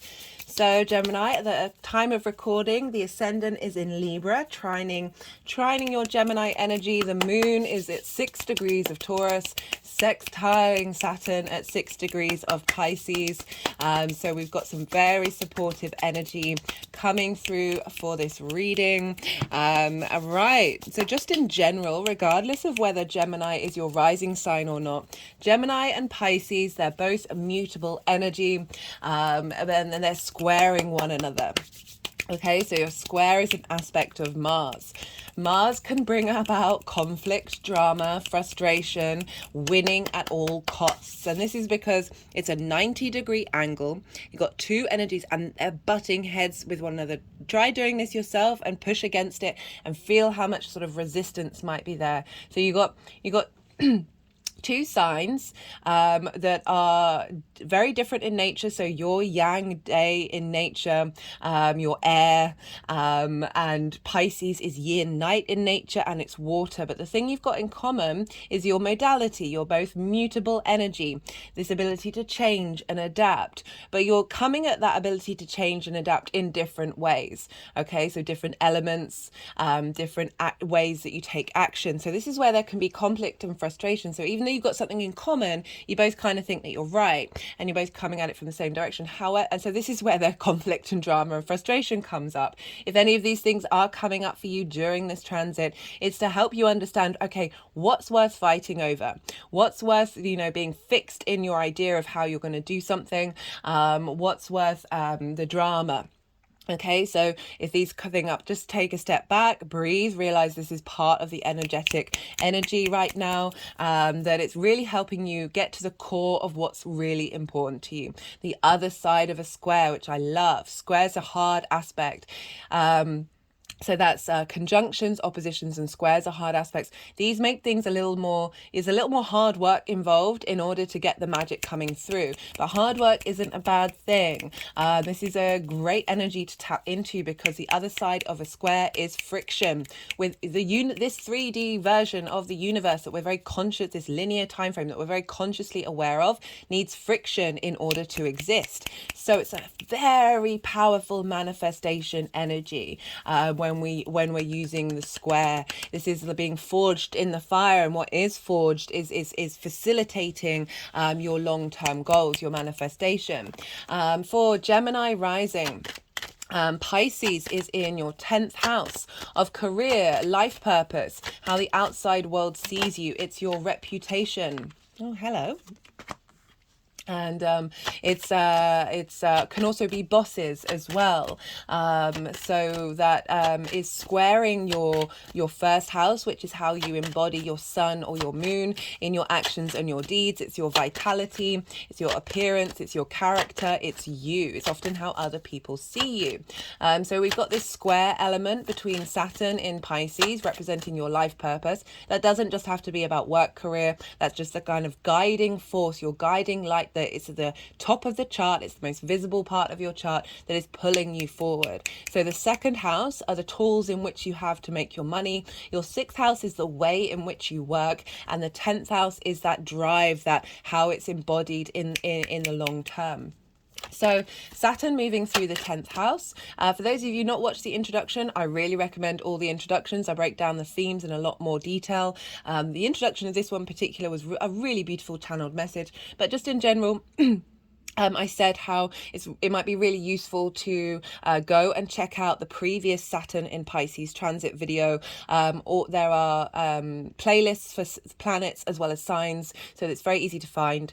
And I break down the themes of what Saturn feels like in the 10th house, what Saturn feels like, what Saturn's like in Pisces, as well as what Saturn and Neptune, they're both in the same sign together, what that combination's like, as well as how Jupiter affects Saturn. I go into that in way more detail. I will be talking about these themes in this video, but it might just help get a broader perspective of what you've just been through and what the overall arching message is for Saturn in Pisces, for us to then really be able to harness the power of this retrograde. So so we've got this potential conflict and also manifestation ability in your direction, where you're headed, realigning through action and things coming up of what your life purpose means to you and how you want to reorientate yourself and be able to embody that life purpose.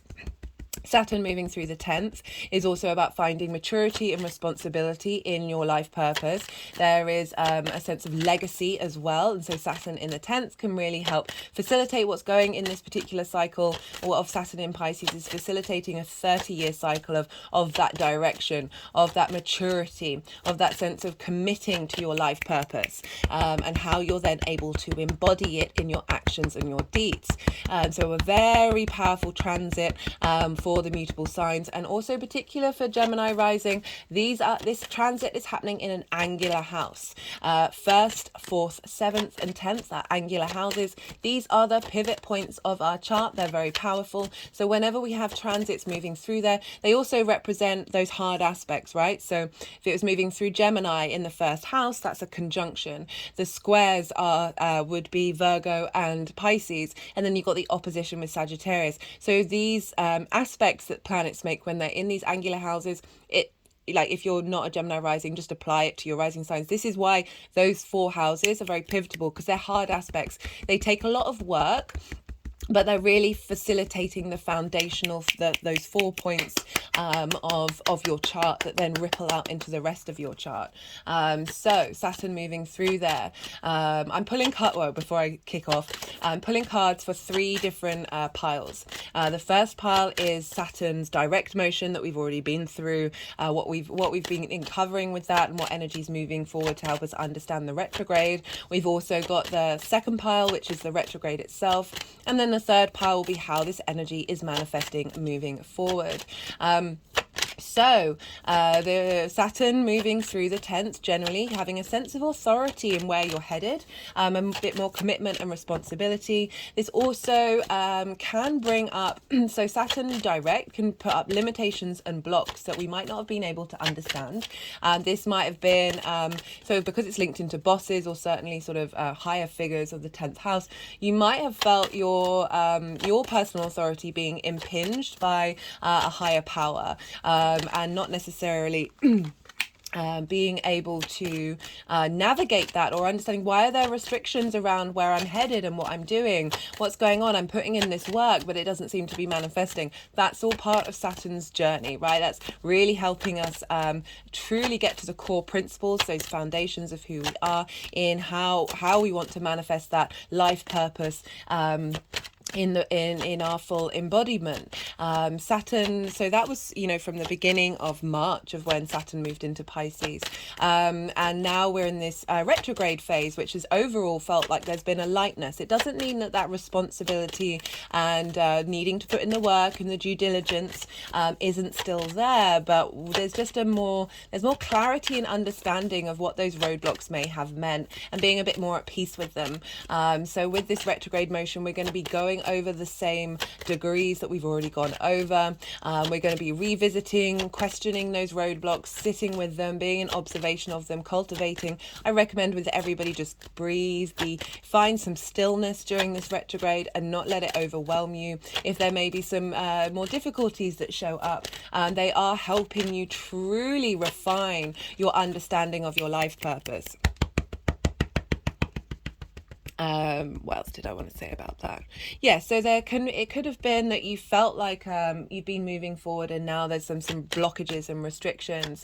You may not have felt that you've been able to embody yourself in your career. There may have been frustrations around that, and through those frustrations, as I said, you've been working out, you've been refining and figuring out, okay, how do I truly need to embody my life purpose? It's really tapping into that sense of hard work and discipline and responsibility that sometimes we can shirk off, but actually is a true fundamental part of our survival and our thriving in the long term. Saturn's linked into cause and effect. So with the retrograde, we're sort of able to understand the cause and effect a bit more, get some more clarity with that. The reason why this is because Saturn is 3 times closest to the Earth, which means it's not connecting so strongly with the light of the sun. It's more connecting with the Earth energy. So we're able to draw all of the qualities of Saturn into our individual form and draw it inwards. So having a sense of understanding of what your responsibilities are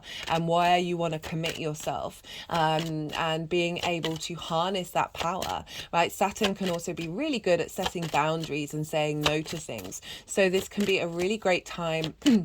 I talked about it in one of the introductions about any limiting beliefs, any trauma responses you have, consciously or unconsciously, around being able to fully manifest your life purpose. This is a great time to sit with them, to work through them. The introduction in this part was a really good, the channeled messages that came through that were a really beautiful exploration of all these different things that motivate us, that may have blocked us, and coming to peace with them and bringing a sense of harmony. So Saturn can also very much with the retrograde throw up tests to your commitment, to your legacy.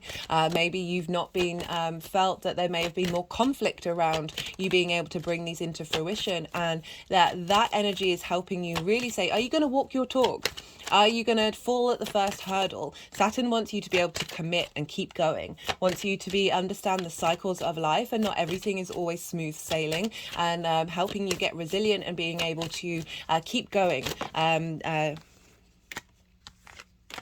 Despite what may be going on around you.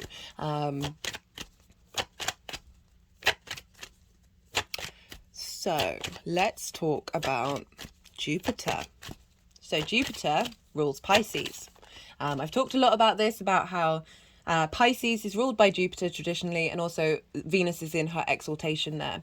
That means Venus is raised up high. If you want to look at Pisces as of all the signs, as realms, energetic realms that we walk through, Venus is the people. The energy of Pisces is in devotion to Venus. She is very much supported and raised up high. So we've got the two benefics, Jupiter and Venus. They are these planets that help us out with easy, free-flowing energy. They rule the sextiles and trines that are more easily accessible. There's a flow to them rather than the hard work of a square, which you're dealing with right now. So we've got this support from Venus and Jupiter influencing Saturn. So even though there may have been difficulties and limitations or tests of you being able to commit to yourself, we've been able to walk through them with a bit more ease and a bit more grace. And I've definitely felt with this retrograde that energy is accentuated. So Jupiter, ruler of the sign of Pisces, is over in Taurus.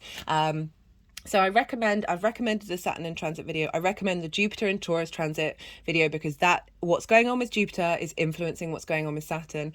And Jupiter's over in your 12th house. And this is the house of mysteries, the hidden constructs of who you are. This can be a very difficult house to work with because it feels it's like inaccessible. Because it can be linked into sort of mental anguish, depression, anxiety, grief, and loss. But underneath all of that is your magic of your soul. So when with the 12th house, we should spend time in contemplation and unraveling those constructs, getting some perspective of them. And underneath all of that is the magic. So it's the house of the hidden mysteries, right? So the occult, there's a lot of magic in the 12th house. And so Jupiter's moving through there, providing wisdom and support, finding expansion and cohesion of all those hidden parts of who you are, and bringing in a sense of drawing together of that. There's a through that expansion is holding all of those energies together. And you're able to find a little more grace and generosity with those hidden constructs, those impulse controls that you may have had. And so we've got, so this is one of the major aspects that Saturn is making in its retrograde phase. It's a sextile to Jupiter. And a sextile, as I said, is an aspect of Venus wanting to bring in harmony, a cohesion, not harmony, so not cohesion, sorry, creativity, began with a C, harmony, love, appreciation of value, of those hidden parts of who you are, of the blockages that you may have felt in order to truly exhibit your life purpose, as well as the magic that you are able to bring to your life purpose, bring to your career. There's such supportive brainstorming energy between Jupiter and Saturn. They are the long-term legacy planets that are visible to the naked eye. They are really facilitating your long-term legacy through wisdom and responsibility. And that is, they made that exact aspect on the 19th of June, so 2 days after Saturn went retrograde. I've pulled cards for that exact aspect in the summer solstice video, so do go check that out if you want more of an understanding of what that overall energy is. We're going to feel that essentially until Jupiter moves into your sign, Gemini. By sign, Taurus and Pisces sextile one another, so when these planets are in the same sign, even if it's not by an exact degree, we're still getting this very supportive, harmonizing, creative energy from Venus, who wants you to feel good in this 3D experience with your long-term legacy. So you're getting a lot of clearing out in your 12th house that is facilitating your 10th house. Now Taurus is ruled by Venus, so we look to where Venus is. And Venus is over in Leo, and this for you, Gemini rising, is in the house of communication, the things you do on a day-to-day basis. This is about learning something new for the first time, but overall it's like so the 9th house, and you have that with Aquarius, is the big picture philosophies, your connection to God, nature, science, whatever it is, your ethics, your morals. And the 3rd house is the house of the goddess. And this is where we bring our big picture philosophies down into our day-to-day practice, our ability to express ourselves. Venus is there and she's retrograding this month. This month. And she's going to be in Leo for a while. And she retrogrades the least amount of all of the planets. So when she does, this has a big impact on us. Also, it's a personal planet. It's our love. It's our sense of appreciation. It's a pleasure principle. And so she's retrograding, so she's revisiting and reevaluating how you communicate from a heart space, from a space of love, from a space of harmony, how your local environment, bringing that into harmony, the things you're doing on a day-to-day basis, facilitating appreciation of that. So Venus is revamping, and she's going to be starting a whole 8-year new cycle since 2015 when she last retrograded in Leo this year. So this is a big impact on what's going on with us in general. I think it's the biggest transit of the year, and this is facilitating your ability, and I've done a Venus transit video on that, so do check it out. This is facilitating Jupiter in uncovering and finding wisdom in the hidden parts of who you are, being able to communicate to your magic a lot easier, being able to find value and appreciation in those trauma responses, in those limiting beliefs that may have got you this far, but now we're transmuting that energy, finding the wisdom and elevation of those limiting beliefs, and that's all feeding into your 10th house. So it could be that you find things in your local community that are helping you understand your life purpose. Finding value in the way that you communicate, that's facilitating you being able to elevate your life purpose, elevate your career.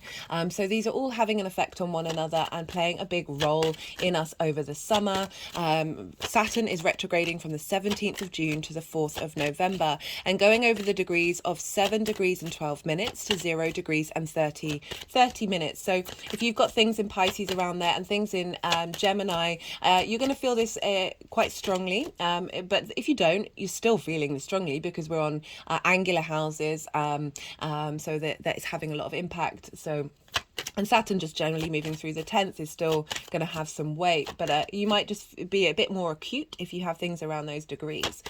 We will have felt all of this basically since Saturn went into Pisces, right? So the end point of this retrograde is at 0 degrees and 30 minutes. So half a degree into its journey into Pisces, it was in what's called its shadow phase. So this is when planets in the retrograde motion are going over degrees that it will then go back over. So we have a shadow phase at the beginning of the retrograde, preempting the retrograde, and then we have it afterwards. So we've been in shadow since the 11th of March. So you've really been working with this retrograde energy for some time now. And this is why it kind of feels like we're a bit more comfortable with what this retrograde feels like. We've got a bit more clarity and understanding. We're able to move with a bit more flow for this. It doesn't feel as heavy as when it was direct.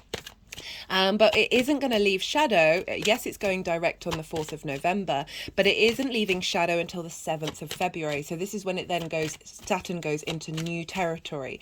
And this can often be when things really start to manifest of everything that we've been learning around the retrograde. It all depends on your chart. Some things may still come up when Saturn is direct, but it will really kick off around the 7th of February. So just to let you know, this is a wider time frame. I will be doing a Saturn transit when it goes direct, just to get a more understanding of and layers and depth of how this is now how we can navigate it. So we've got a lot going on, but we've got the two benefics really helping us out, an understanding for you of like what is hidden from you, or that may have been blocking you. How's your communication, your heart space being blocked that hasn't facilitated your ability to put in your day-to-day that commitment to your life purpose, right? So the third house is your like all the stuff you want to all the stuff you do on a day-to-day basis. That it's not quite the routines, which is the sixth house, but it's this ability to find love and appreciation and find pleasure in doing things on the day-to-day basis that's in alignment with your heart, that's facilitating the wisdom and expansion of your hidden house, and facilitating even more so your 10th house, the direction that you're heading in, and how you're visible out into the world as well. So we've got Neptune, who's retrograde in Pisces as well. Check out the Capricorn full moon video series, because I pull cards for Neptune retrograde motion in that video because it happened a couple of days before that Capricorn full moon. So that will add on another layer because they're both in the same sign. They're both in Pisces. That's going to help you sort of understand what we're learning from this retrograde phase.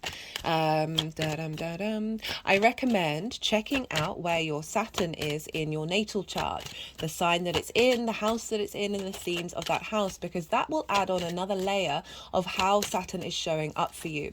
So that will make it a bit more personal, away from this general collective reading. Speaking of Saturn, let's think about, okay, so we've talked about how wherever Jupiter is impacting Saturn in Pisces. So wherever Saturn is impacting Capricorn and Aquarius, because those are the signs that it traditionally rules. And you have Capricorn in your 8th house. So this again, so Saturn's going to be leveling up these two signs, as well as the themes of wherever Capricorn and Aquarius are showing up in this transit for you. So Capricorn, you have that in the 8th house. This is the outside world's resources. This is the give and take between you and the outside world. This is so whereas like the 7th house are kind of the relationship energies that you're drawn to, the 8th house is the give and take between your energy and their energy. Time, money, energy, ideas, intimacy, passions, all of these things. And it's again also with the big outside world as well. We've had Saturn move through Capricorn and move through Aquarius. So we've already gone through quite a brutal time over the last 5 years because Saturn was in its own sign. And Saturn's tools, it's the greater malefic rather than Jupiter, which is the greater benefic. It's the greater malefic, so the tools that it has are a little more hard work. They're isolation, separation, being there's a sense of authority there that may have felt restricting and limiting. And so we've had this happen in Capricorn and Aquarius over the past 5 years, which have been quite brutal for all of us, let's be real. what we've learned and we've matured, we've come out the other side of it. So the 8th house is very much, I always say, like, try and get in balance whether you give too much or take too much. Try and get into balance whether you're seeking things from the outside world to support you that are stopping you from taking the actions that you need to take. It's all about realizing that you have those resources within you, and the more that we harmonize with that, the more that the world opens up to us. So Saturn moving through there may have felt like you're not seen, the work that you're putting in isn't visible, that you're not getting back what you're putting in, or you're getting you in alignment with taking too much and prioritizing your needs over that of the outside world. It's also linked into big money, so inheritance, mortgages, car loans on a very basic level. So those things may crop up that are either going to potentially hinder in the short term your life purpose, or support that from the 8th house, your relationship dynamics with the outside world, finding resources from the outside world that is facilitating your growth of your life purpose. Very much a thing. So it could be both negative and positive, and or both of them, as well as I see it as, it's cosmic, and it's 3D inheritance as well as cosmic inheritance. I also see it's not only the give and take between you and the 3D world, but also the 5D world. I always think about Edgar Cayce, who was a psychic and a medium. He had a powerhouse stellium in the 8th house. So this is your dynamic with creation energy, dynamic with that thing that is bigger than you. That from that 5D experience, this is where we get downloads. This is where that interaction and give and take. So you may be getting a lot of support from the cosmic family that are facilitating your life purpose, as well as getting resources that are facilitating that as well on the 3D level.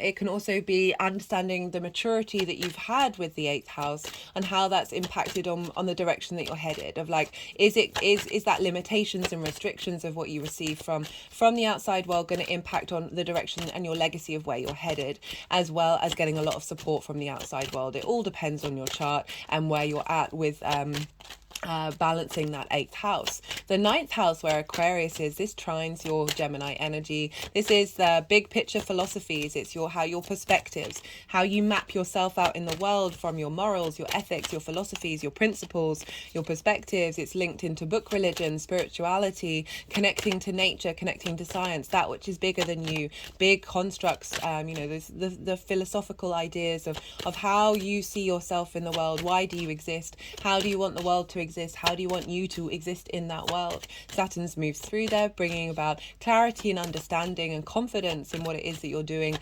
in your perspectives, that is bringing a sense of maturity, and like feeding that 9th house energy is feeding into the 10th house of being able to embody those philosophies and perspectives in how your life purpose is headed. It's also about mastery of something.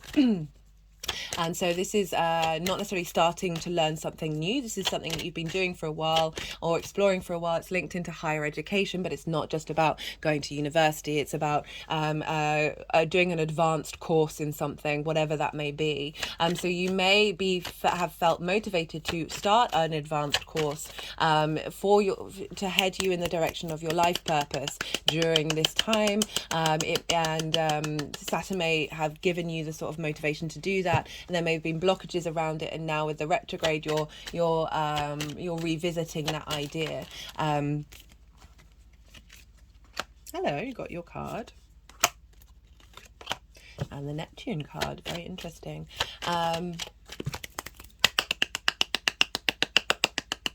Also linked into foreign travel, as in going and living somewhere that is alien to you, not unfamiliar to you, that helps broaden your perspectives. It's all about perspectives, teaching and learning. The more that we master something, the more that we broaden our perspective and we're open to questioning things, we then share those perspectives with others. But I like to link it into like going and living somewhere that is unfamiliar to you. It doesn't just have to be in a faraway land, right? It's any environment where you're then going to have a new perspective come in. So themes around, perhaps you've been traveling, perhaps you have been in a different land, or you've been in an environment that is unfamiliar to you, that is helping you understand the direction of your life purpose.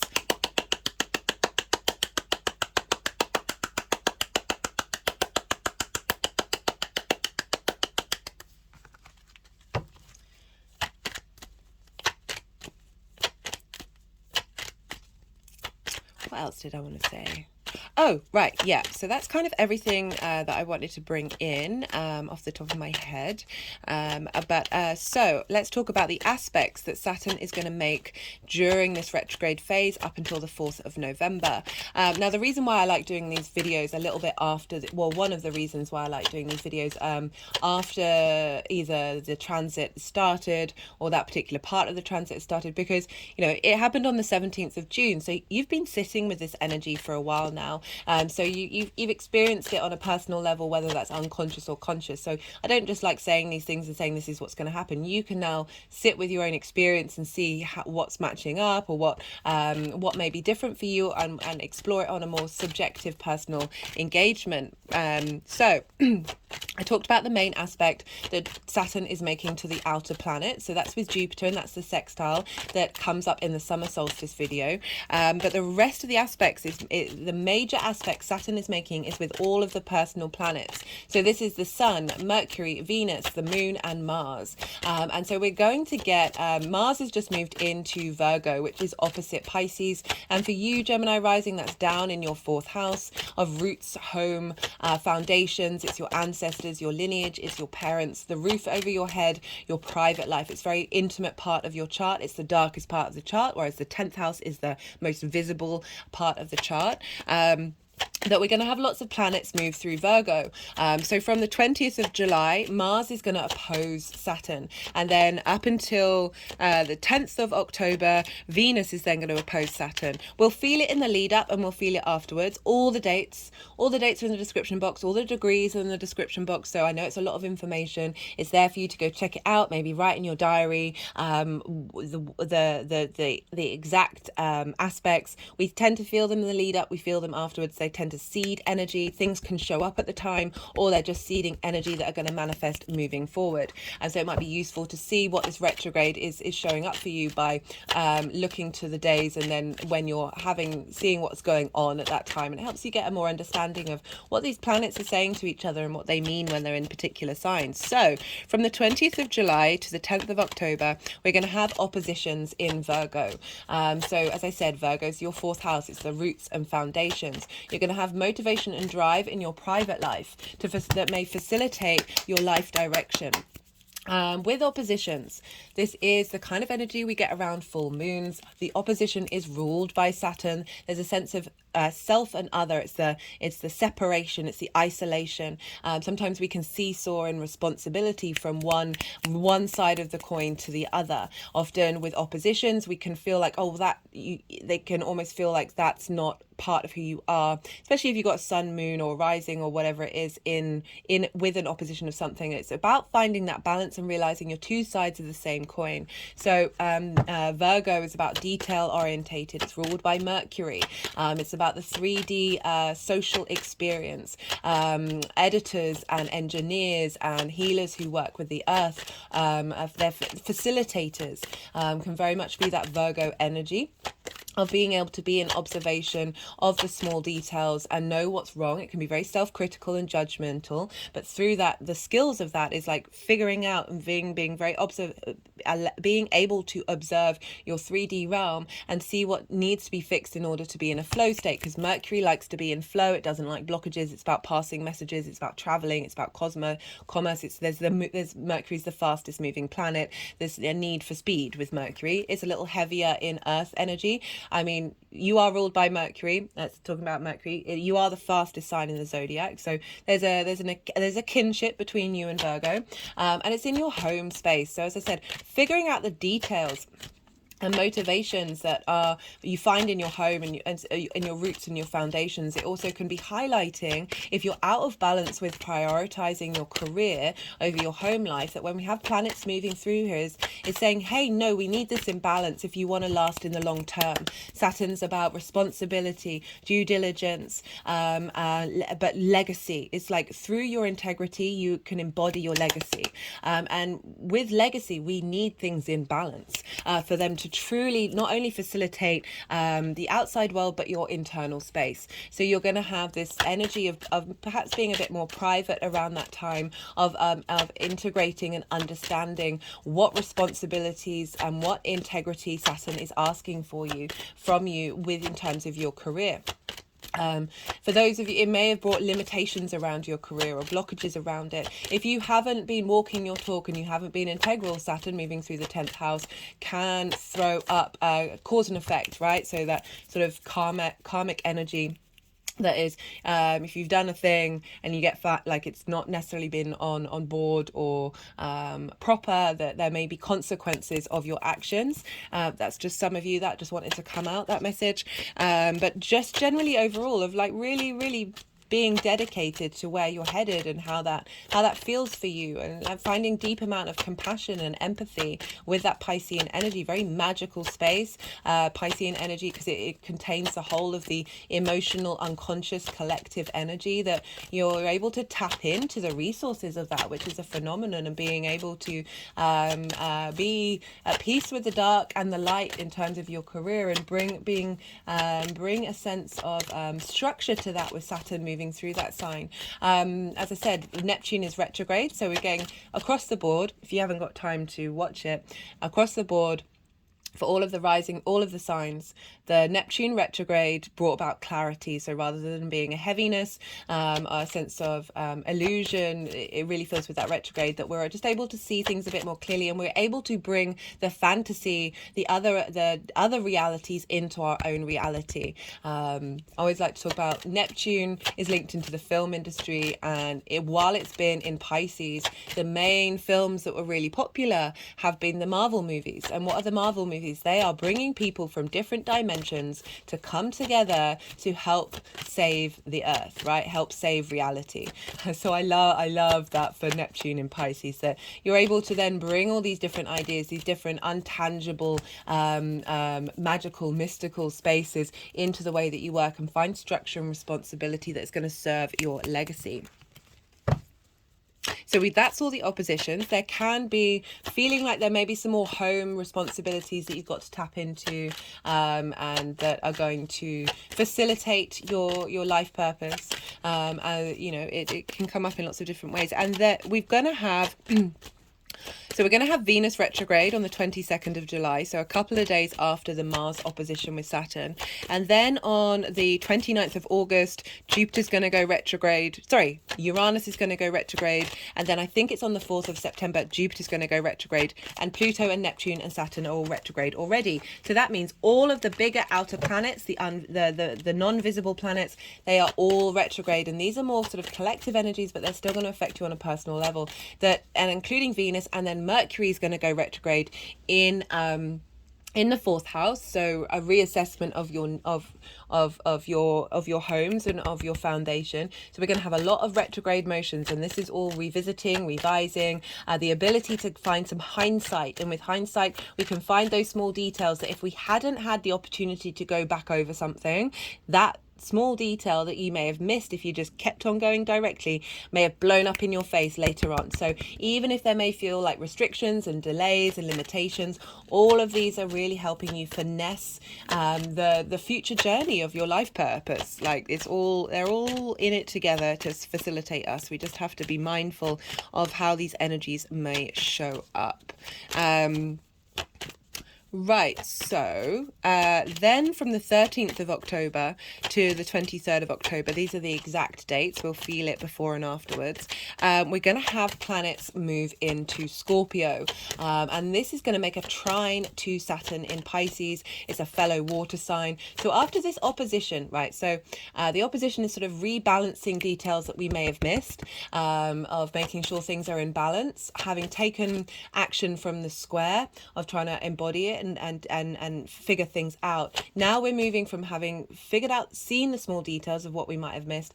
Now we're seeing a trine aspect, which is right at the end of the retrograde of bringing trines are an aspect of Jupiter. They've got things in common. They're both yin night signs and both water elements. So they've got two things in common, that they're coming at it from different modalities. Scorpio is fixed, Pisces is mutable. Fixed are really good at once you get going, you keep on going, you're maintaining something. Mutable energy is like, hey, what can we adapt while we're being being fixed, while we've got that momentum, that actually needs to be adaptive now rather than at the end of that cycle, right? So this ability to change and shift gears, that fixed energy can sometimes find it a bit difficult. And we've got that in Scorpio, which for you is in your 6th house, Gemini rising, of work, health and routines.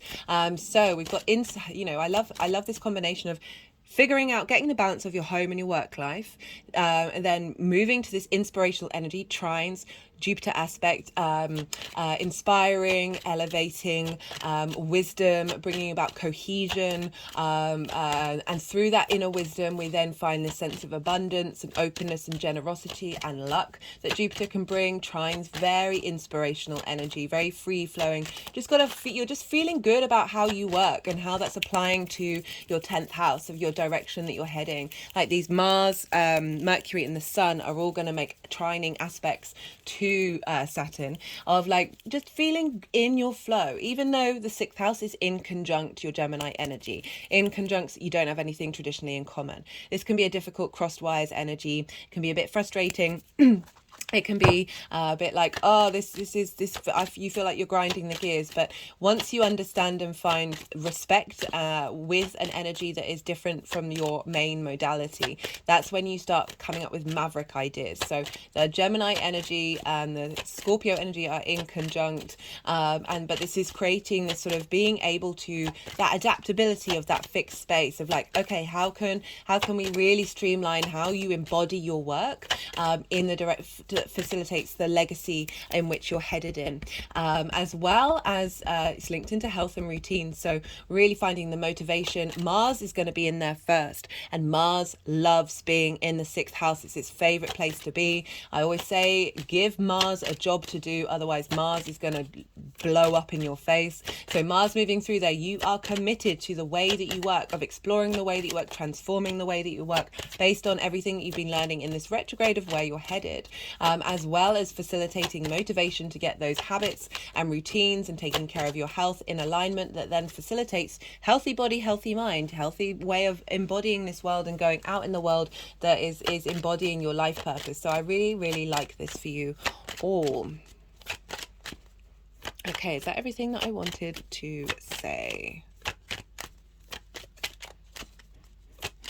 Yeah, I'm going to be doing a Mercury retrograde video, but I just want to highlight that there is going to be like a retrograde on retrograde. So you've got Saturn in the 10th retrograding, Mercury, one of your rulers, because it is the ruler of Gemini, retrograding in your 4th house, and these are going to be opposing each other and squaring your Gemini energy. So there's going to be a lot of forging in the fire going on, potential conflict of like trying to figure out potential drama. All of this is like, the more that you understand that and you kind of figure out, okay, what's actually legit important to me? Do I need to kick off? Does this need to happen? There may be sort of revisiting of where your home is, frustrations in your home, that is really truly helping you get to the core integrity of who you are. It could also be very much a huge manifestation energy of where you're really getting everything together in order to kickstart this new journey in your career with your responsibility.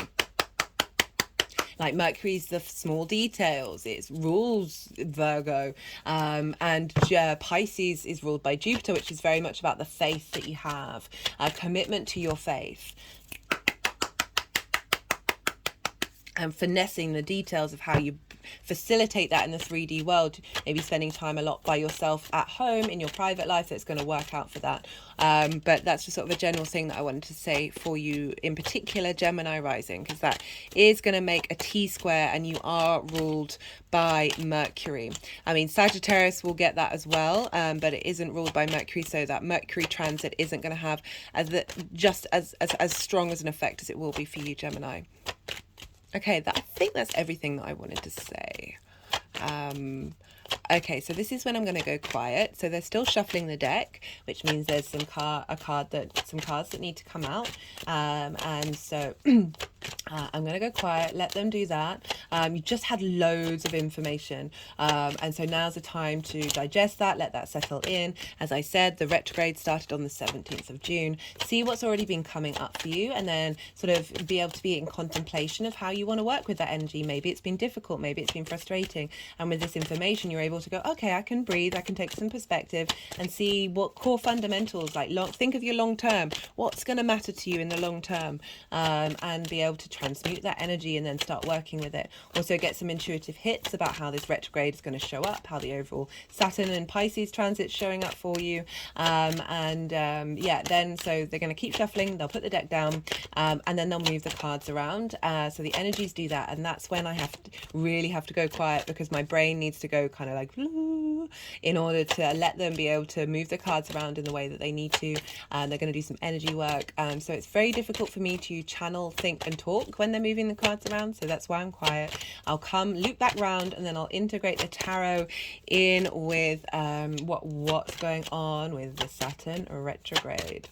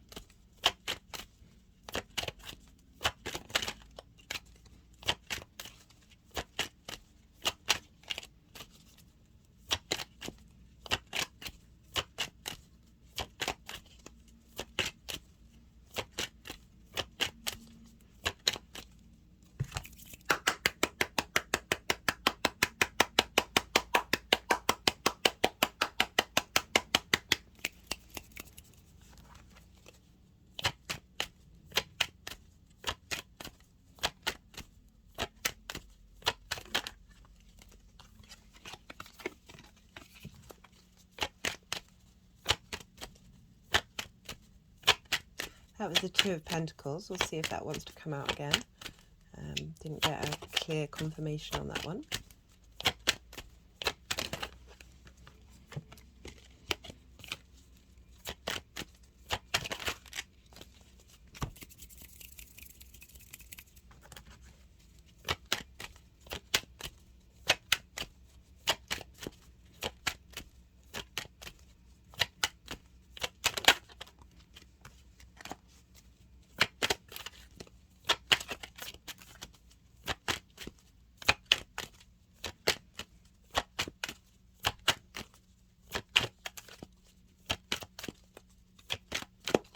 Also, Gemini, if you haven't checked out the Gemini New Moon collective reading, I thoroughly recommend it. I mean, I think it's one of the core videos, because even though it's a new moon and it was specific to a certain time, lots of themes in that came up that honestly I think is timeless.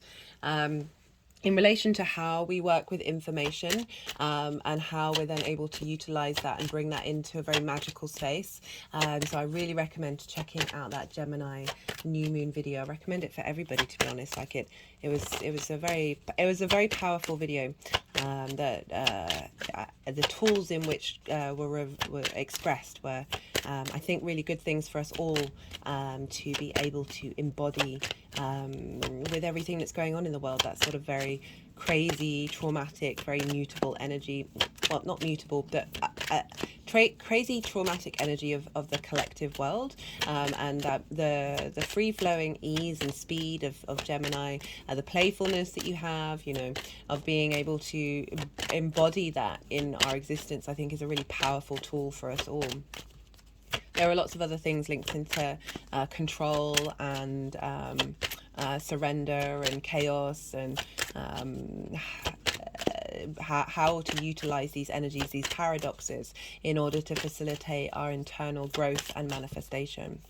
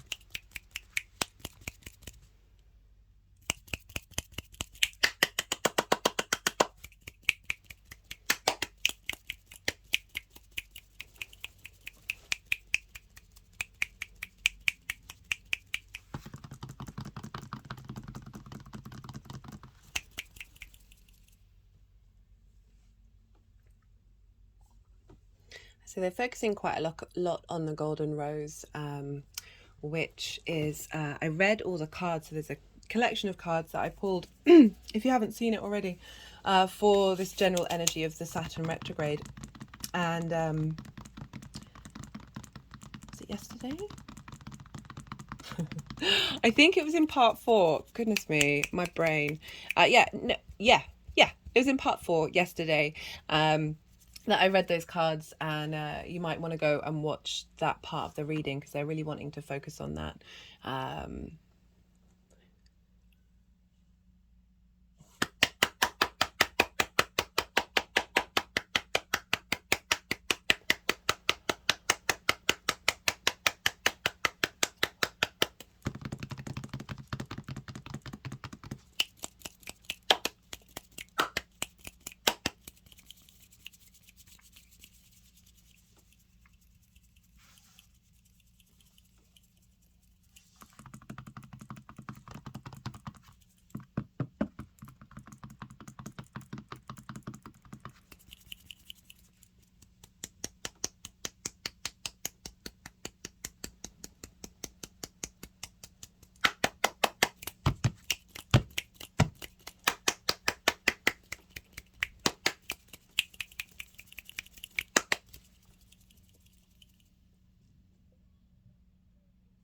So this is a fluorite crystal point, and fluorite's very good about clarity and vision.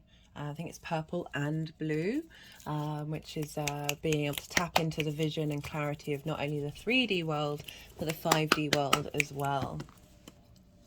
You know, which is, if you think about the Jupiter in the 12th house with Saturn in the 10th, of engaging of that which is hidden in combination with a very visible 3D experience, and finding clarity and direction on it. They've also going over the laughing Buddha, the happy Buddha, which is certainly a mentality that I recommend that everyone put into practice. It's not about invalidating intense emotional experiences, but being able to experience them with the energy of this is an adventure, or we're in this strange cosmic weird environment of this universe. Like, it's poetry in motion. It doesn't mean that poetry isn't heartbreaking, but being able to appreciate and smile and laugh at the situation while having tears running down your face, like but it's overall just generally, despite what might be coming up that might feel a bit conflicting, you know, that square energy of being able to go, okay, I can't call it, I don't know what's going on in the moment, this may feel like this is intense and this is going to ruin everything. I mean, I'm going to extremes here, I'm not saying this is happening, but being able to go like, I don't know what side quest this is, okay, that where you don't know where you're going to come out the other side, you can't call it, so why not embody this space of love, this space of laughter. I've certainly been watching a lot of comics lately, and just that full belly laughter of somebody genuinely like really tickling you, you're like, that is the medicine to help with any sort of issues that may be coming up. Right, so we have for Saturn moving through Pisces direct. I really like this combination of cards, even though, like, if you know tarot, this is a lot. Don't forget the crowning energy is the 7 of Pentacles. So we've got the 5 of Swords, 4 of Cups, and the Tower card. I love the Tower card. I think it's great. But the 5 of Swords, conflict, drama, like, okay, if we're thinking about life purpose, okay, if we're thinking about your career, that you may have been having conflicting ideas about where you're headed and what you're doing and what you want, and not necessarily being able to understand the process, and like it may be feeling a little short-sighted in the way that you've been thinking about things, or this can be like conflict and drama coming up in your working environment, coming up with your boss, coming up with this sense of authority that may have been limiting you, like stealing away your resources, but it's honestly, trust me, the process at the other end is helping you out, right? So through those lack of resources, of those restrictions, you then think of maverick new ways of being able to really embody your life purpose. We've got this with the I'll get to it. So they're moving the cards around, by the way. We've also got this with the 4 of Cups, I apologize. So this for me is always comparison is the thief of joy, and very funnily enough, a Gemini rising was the one who said this phrase to me that's really stuck into my head. So we've got the Three of Cups here. The Three of Cups, if you know the tarot, that's three figures in harmony with one another. They're celebrating, there's abundance, they're drinking, there's fruit around, there's flow, there's ease, there's sort of like life's great. Okay, so this figure is kind of like, this is out of reach, whether it's other people that have it or just feeling that it's out of reach. There's a sense of melancholy of like, but it's a stagnant energy of not quite knowing what to do to be able to get to this space, not taking any action to do it, or just being ruminating and getting stuck in your feelings about how you feel about a situation. Perhaps it's a direction, maybe getting a bonus or a raise or a, what's the word, promotion, that you're like, everybody else around me is getting promoted and I'm not, and that's feeling, there's a heaviness there, and that or feeling like there's lots of different options that you can't quite emotionally connect to, and you don't know how to move forward. But the Ace of Cups is coming in saying you have all the resources you need in order to get up and move and take action. We've got this with the Tower card. So this is about structures being pulled down that don't serve you. This is the Mars card, but I also relate it to Uranus. Uranus is very good at coming along and breaking down superficial things that may not feel superficial, that have been fundamentally been blocking you to be able to express your unique self. If you see here with the Tower, all the chaos is happening at the top of the tower. The foundations are still strong. So like, it's not that everything has broken down. The embodiment of structure is still there. It's just the nonsense has come down. This sense of authority, this potential, like you've got the crown there, this idea of something that has been serving you hasn't been serving you. You haven't been able to tend to it in the way that is actually facilitating you, i.e. this sort of potentially fighting with yourself in your mind over where you're headed and what you're doing, through that constant battle and fight, feeling very stuck and very emotionally not being able to make any steps forward. With the Tower card and going along saying, hey, I'm going to pull down some things. Might feel disruptive, but it's facilitating you to get to a space of you being able to understand what your life purpose is and how to bring that into manifestation. We're thinking about Saturn. If we're bringing in Saturn, the sense of authority, of perhaps sense of domination in I want to say this, but I'm also not one to say this, a sense of domination in where you're headed and what you're doing, that has been and now we're reassessing that, and we're getting into the smaller details by taking away, like, we don't have to be the bully. Like, you can have a perspective without necessarily blocking yourself off from other options. We've also got that with the Four of Cups, of perhaps you felt quite heavy and quite weighted down with responsibility, that you haven't been able to find the joy, because Saturn can bring a heaviness, that there's a sort of like, oh, I want to be, I want this, but I also kind of really want to celebrate and be in flow and be in harmony. And like, there's that weight and restriction of blocking you from like perhaps so much responsibility at work that you haven't been able to go out and have fun.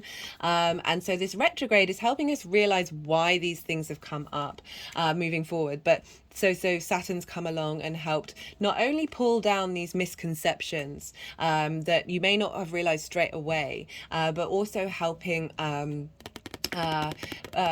give you a sense of maturity, right? So pulling down that sort of, they're all in fancy clothes and they've both got crowns on. It's sort of giving that idea of where has your focus been? Has your focus been on the superficial, that sort of top layer?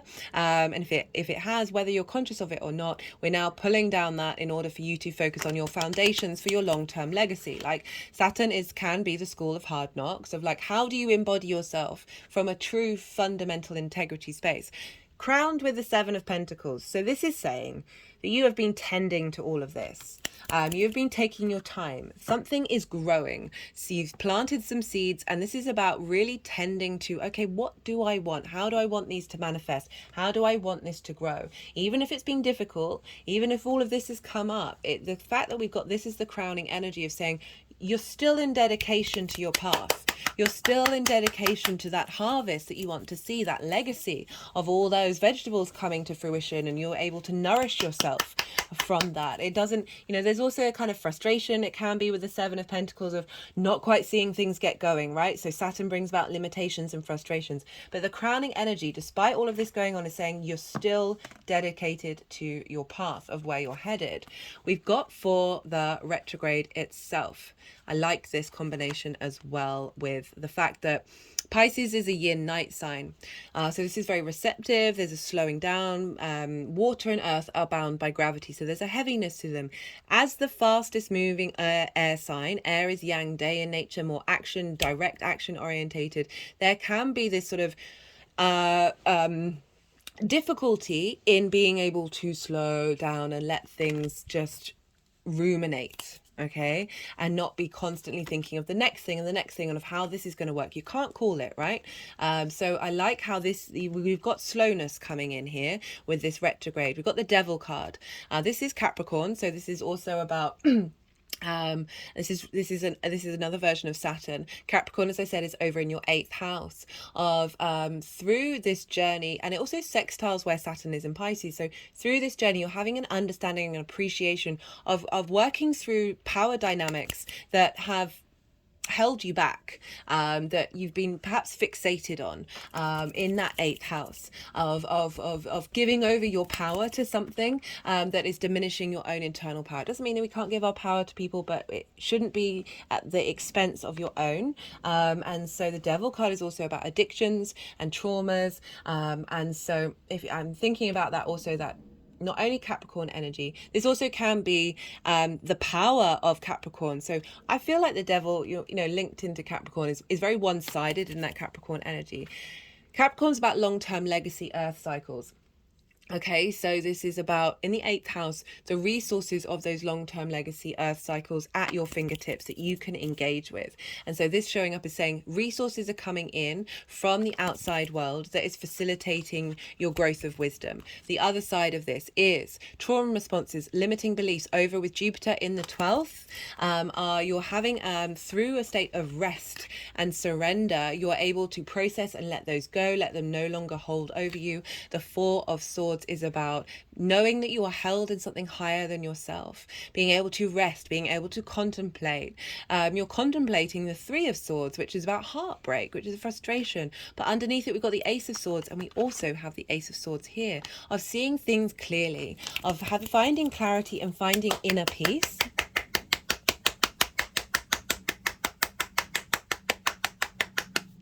And we got it with the Hanged Man, which is Neptune's card. And Neptune is in the sign of Pisces. I love this card again. So this is about pause, and this is about pause. This is about limbo. This is about changing your perspective.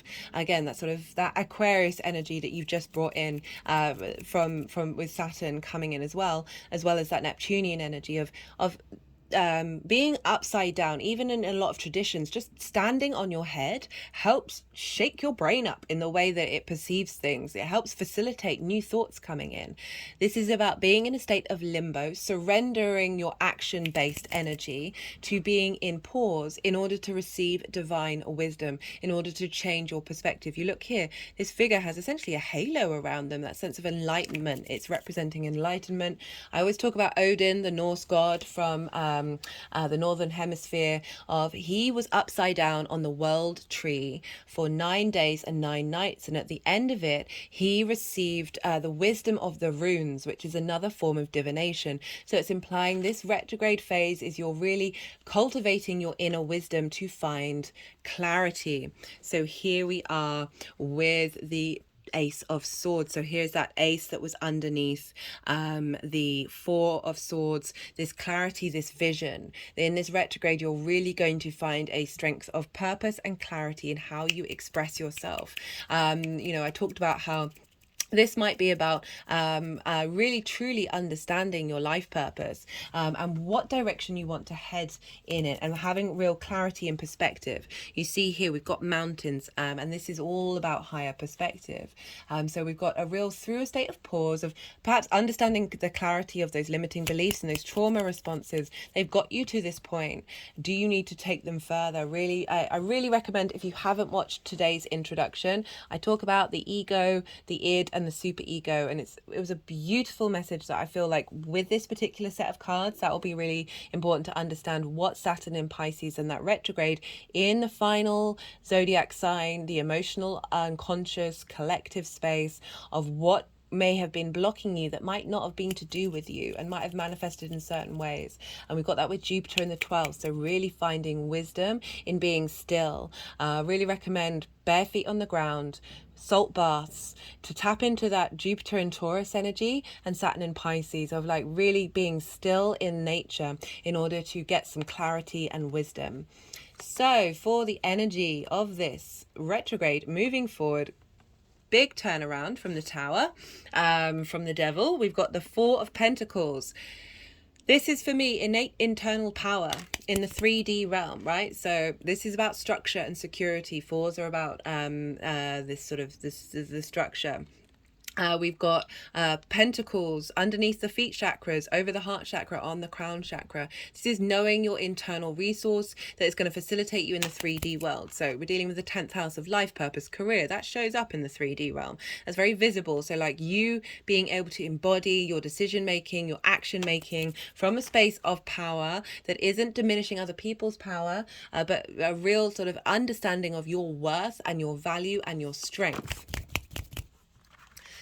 We got this with the sun. In order to then move forward into the next part of the cycle, we've got this with the sun. Vitality, clarity, vision, joy, fun, right? We've got sunflowers. We've got a kid riding on a horse. There's joy here. There's also vision and direction. This is topped up with the Lovers. The Lovers is the crowning card. This is your card, Gemini. This is about this is about crossroads.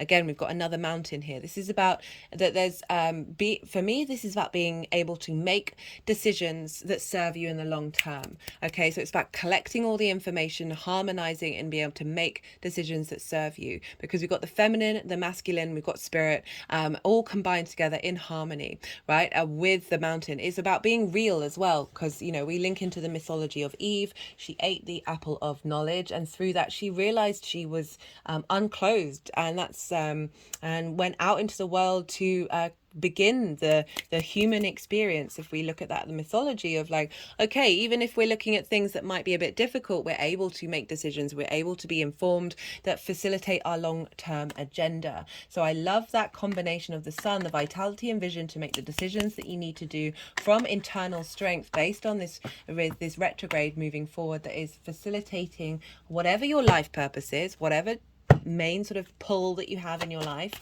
This is happening. Saturn's going to make another retrograde from end of June next year, but this is the first retrograde in Saturn for the first time in 30 years. This is right at the beginning of Pisces, so very potent Piscean energy that is facilitating the rest of the cycle. It doesn't mean that there might not be trials and tribulations in the future, but it seems from these cards that you're going to be very grounded and be able to tackle them from a space of being able to be playful with information. This could also be linked into perhaps you're linking your life purpose into lots of different ideas and being able to harmonize them as well and shine a light on them and bring vitality. Okay, I'm going to pull some clarification cards. This is the numerology deck. All the decks are in the description box if any of them take your fancy, as well as I said, all the dates, all the degrees, everything is all in the description box, because I am so aware it's a lot of information, but I want to provide as much context as possible for you to be able to make informed, autonomous decisions about how you engage with this energy and how you are empowered by this energy. Do some co-creation. Okay, right.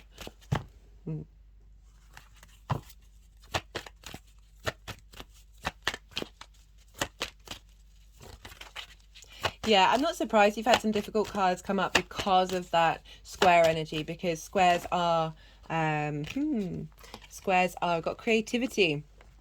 Getting creative with the conflict, getting creative with how you engage with it as well, tending to a new way of interacting with that conflict, with that sense of melancholy, of not feeling like you've got what you've needed, and being able to transform that. So as I said, like, you're dealing with a square here, so it's very much about it can bring up drama, it can bring up frustration, there's no getting around it, can bring up conflict. Most of my chart are squares and oppositions, so I am fully aware of the difficulties that can bring in, but I wish I knew astrology sooner, because then I would have been able to understand that energy and not take it so personally, and be able to then flip the switch and bring things into manifestation. But yes, it can be both very powerful manifestation energy, as well as like, why is this difficult? Why is there conflict showing up when there really doesn't need to be? Like, yeah, just gotta roll with it and not get sucked into it. Okay, so this is the First Light Tarot. Activate, awakening, and enlightenment. So remember I said about that the Hanged Man card. He has a halo. They have a halo representing enlightenment, that something is shifting. Something is shifting during this retrograde, where you're more at peace with your understanding, you're more in your flow, you've got a more this Saturn in Pisces for you in the 10th house is being able to find structure in the magic. Neptune retrograde, being able to find bring that multi-dimensional vision into the 3D world. Like, it's a very, very powerful energy. So I love that we've got a reconfirmation of that Hanged Man energy of like, just be patient, just be still with yourselves, do some meditation, whatever it is that you need to do to tap in to this yin night energy, this earth and water of commitment to the 3D reality for your long-term legacy. So got financial discipline. Well, this is great. It's making me think of that Mercury retrograde as well, that's going to be in Virgo. So Mercury is often about commerce, of like strengthening your roots and your foundations in the 4th house of how you deal with money, that may have been blocking you to be able to. Where are you putting your money? Are you putting your money on things that on the tower, the top part of the tower, that's superfluous, or are you dedicating it to your life purpose?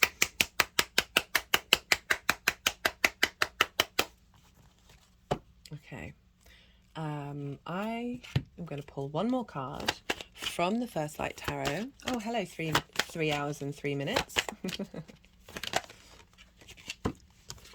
Got the Scorpio card, so that's where a lot of transits are going to happen. We've got this is the Death card, change, suspension of consciousness, new life reborn. Okay, so it's really feeling like with the trine aspect that's coming through, with those planets moving through Scorpio, of you being able to really harness everything that you've been learning and know what you need to let go of. Like on the traditional Rider-Waite deck of death, there's the monarch who is no longer breathing. Okay, there's another way I could say it, but I don't want to get flagged. And it's about releasing things that have had authority over you, that kind of like the devil energy, releasing those authorities. They're no longer there. You're able to transmute them and let them go. The sun is also rising on the Death card, of like going through that darkness in order to come out the other side and be reborn. It's such a powerful card. It's so wonderful. You've got the Tower and they've got the Death card. This is deep transformation for you. That, you know, I'm not surprised this is happening in an angular house, but like really, yeah, don't be scared by this. This is a phenomenal card to come up, especially at the end of like, you have, for me it's implying you have gone through change and you are really going to be open to whatever else comes your way, and know that it's, you know, you've got the Sun and the Lovers really showing up, and that inner power, like it's not diminishing your inner power, it is transforming it.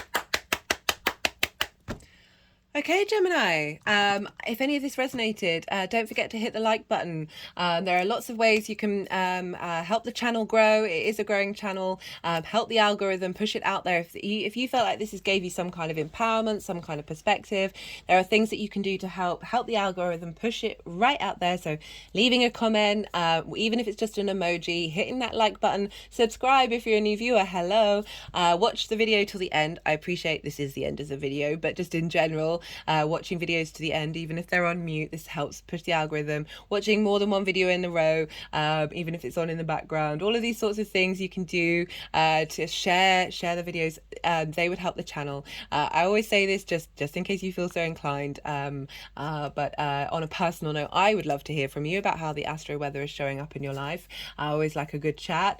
Be good to yourself, Gemini, be good to those around you, and most importantly, be well until we meet again.